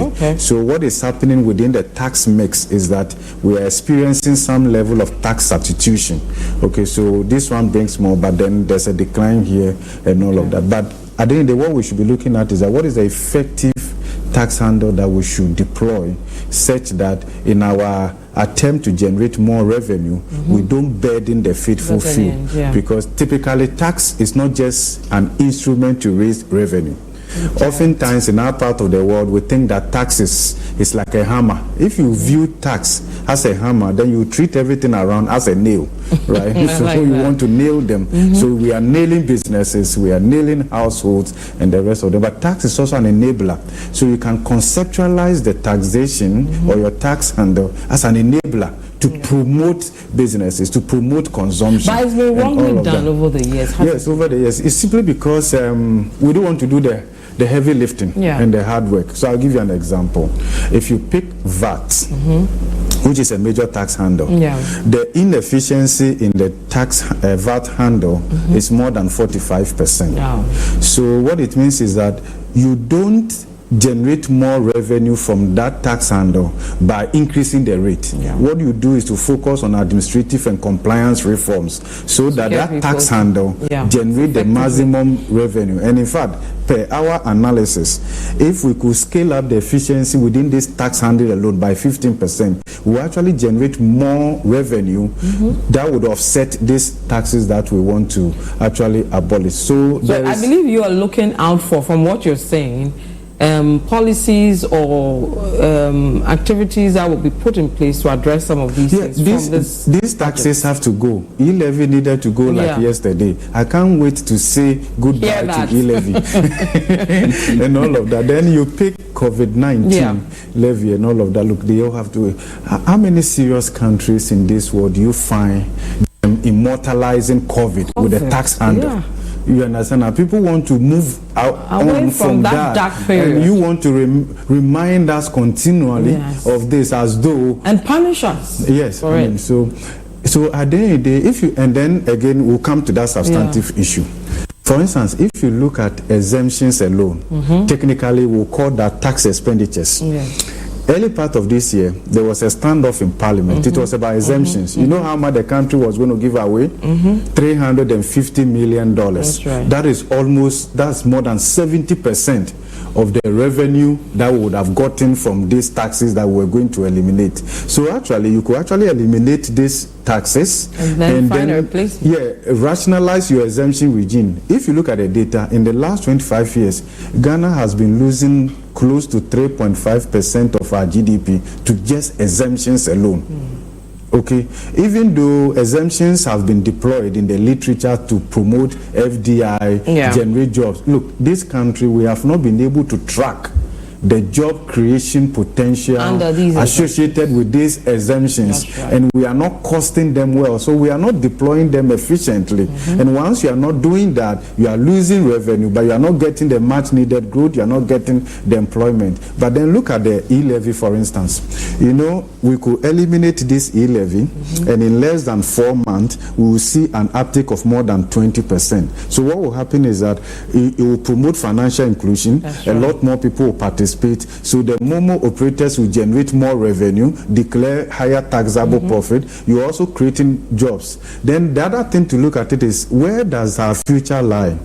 Our future does not lie in the traditional economic handles, right? Bricks and mortar that we've been doing. The future of our economy is increasingly digital.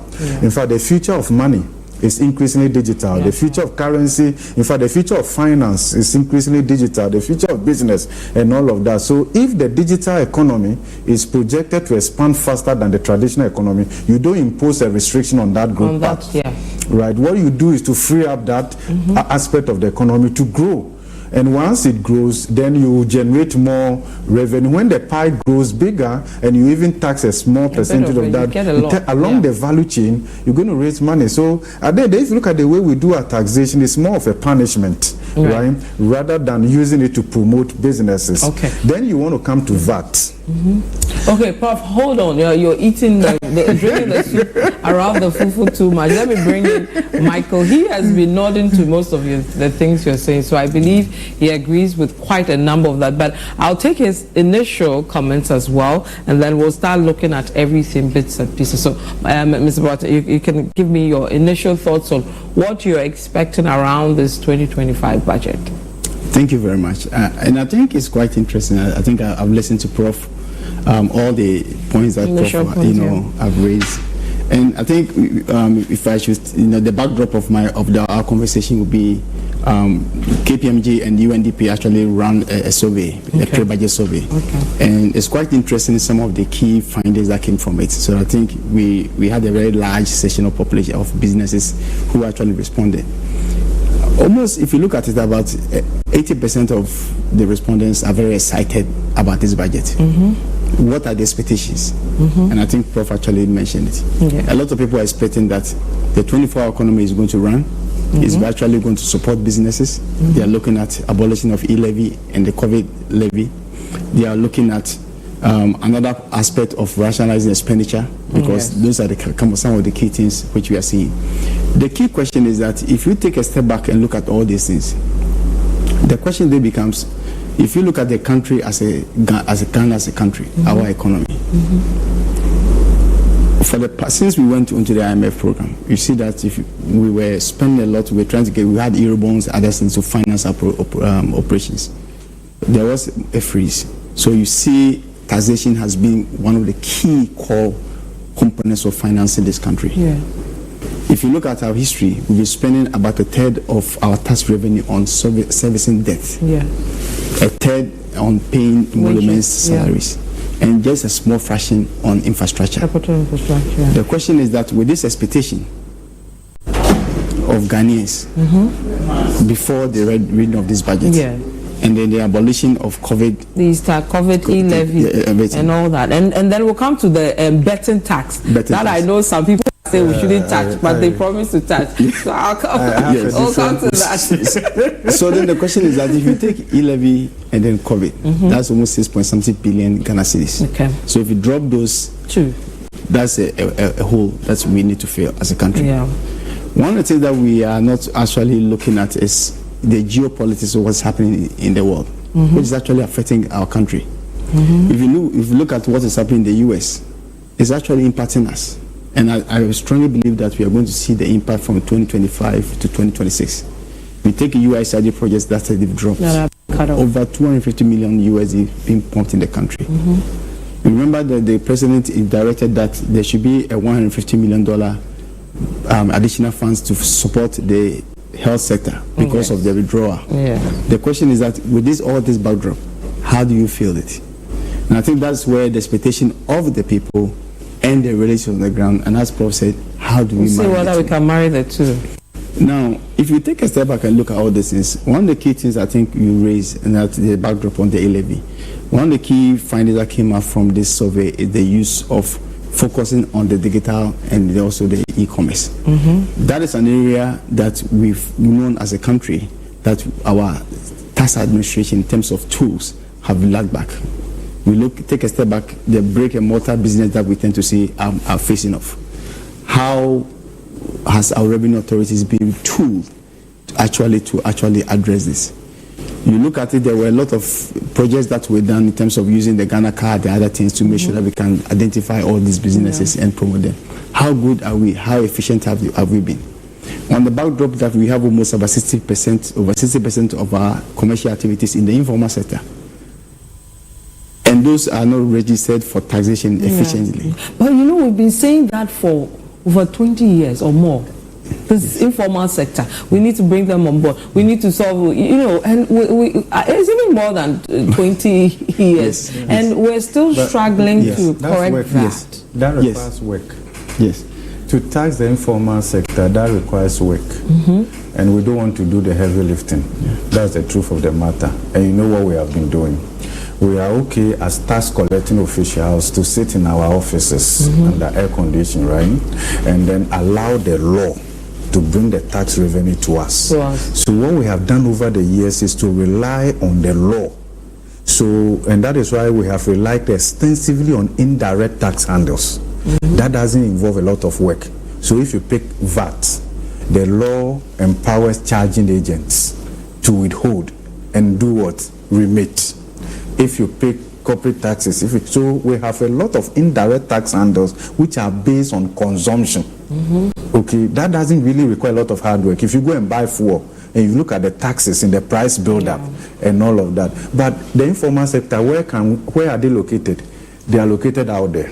You have to roll your sleeves and get there. You have to understand their business model.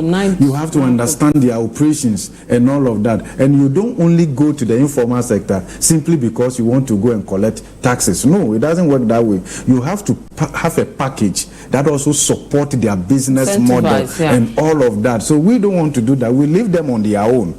Okay, and therefore, where do we catch them? We then want to deploy tax handles that get them at consumption points. So you go and buy fuel, whether you are in the formal economy or informal economy, you are then paying. And that is where the problem is. So those, the privileged or the less privileged few, let me call them that way, who are in the formal sector and are paying the direct tax handles, are equally burdened with the indirect taxes, because they don't have an escape route and the rest. And that's why we're saying that we are deepening the taxes and burdening the faithful few, right? And also, what do we do to move away from that? Look, and for me, I don't see it as rocket science, right? It can be done. Fraud. If we deploy a lot of digitization in the tax administration and compliance, and we eliminate human interface, right, between tax officials and then the tax-paying population, we will actually close the gap significantly. Studies have been done that shows that Ghana loses as much as we collect. So when we talk about the leakages in the revenue envelope, it's not like these leakages lead to the sea or something, collusion and all of that. Then when you pick even property tax and all of that, other countries have done quite well in terms of property tax, but we haven't done quite well, because at the end of the day, who are those owning those properties? So I mean, I think just to continue from where my colleague actually indicated, if you take a step and look at the history of the Ghana Revenue Authority in terms of tax administration, one of the things which was done, if you look at the past years, was actually to look at how identification. And one of the good things that came up was the use of the Ghana card as our tax ID. The whole idea was that if you look at what other jurisdictions have done, you use your tax ID as linkage to your properties. When you are buying a car, you're buying a house, bank accounts and all those things. To the point that a revenue officer can sit in their office, and if they get your phone number or they will just punch it in, they will know how much tax, how your income,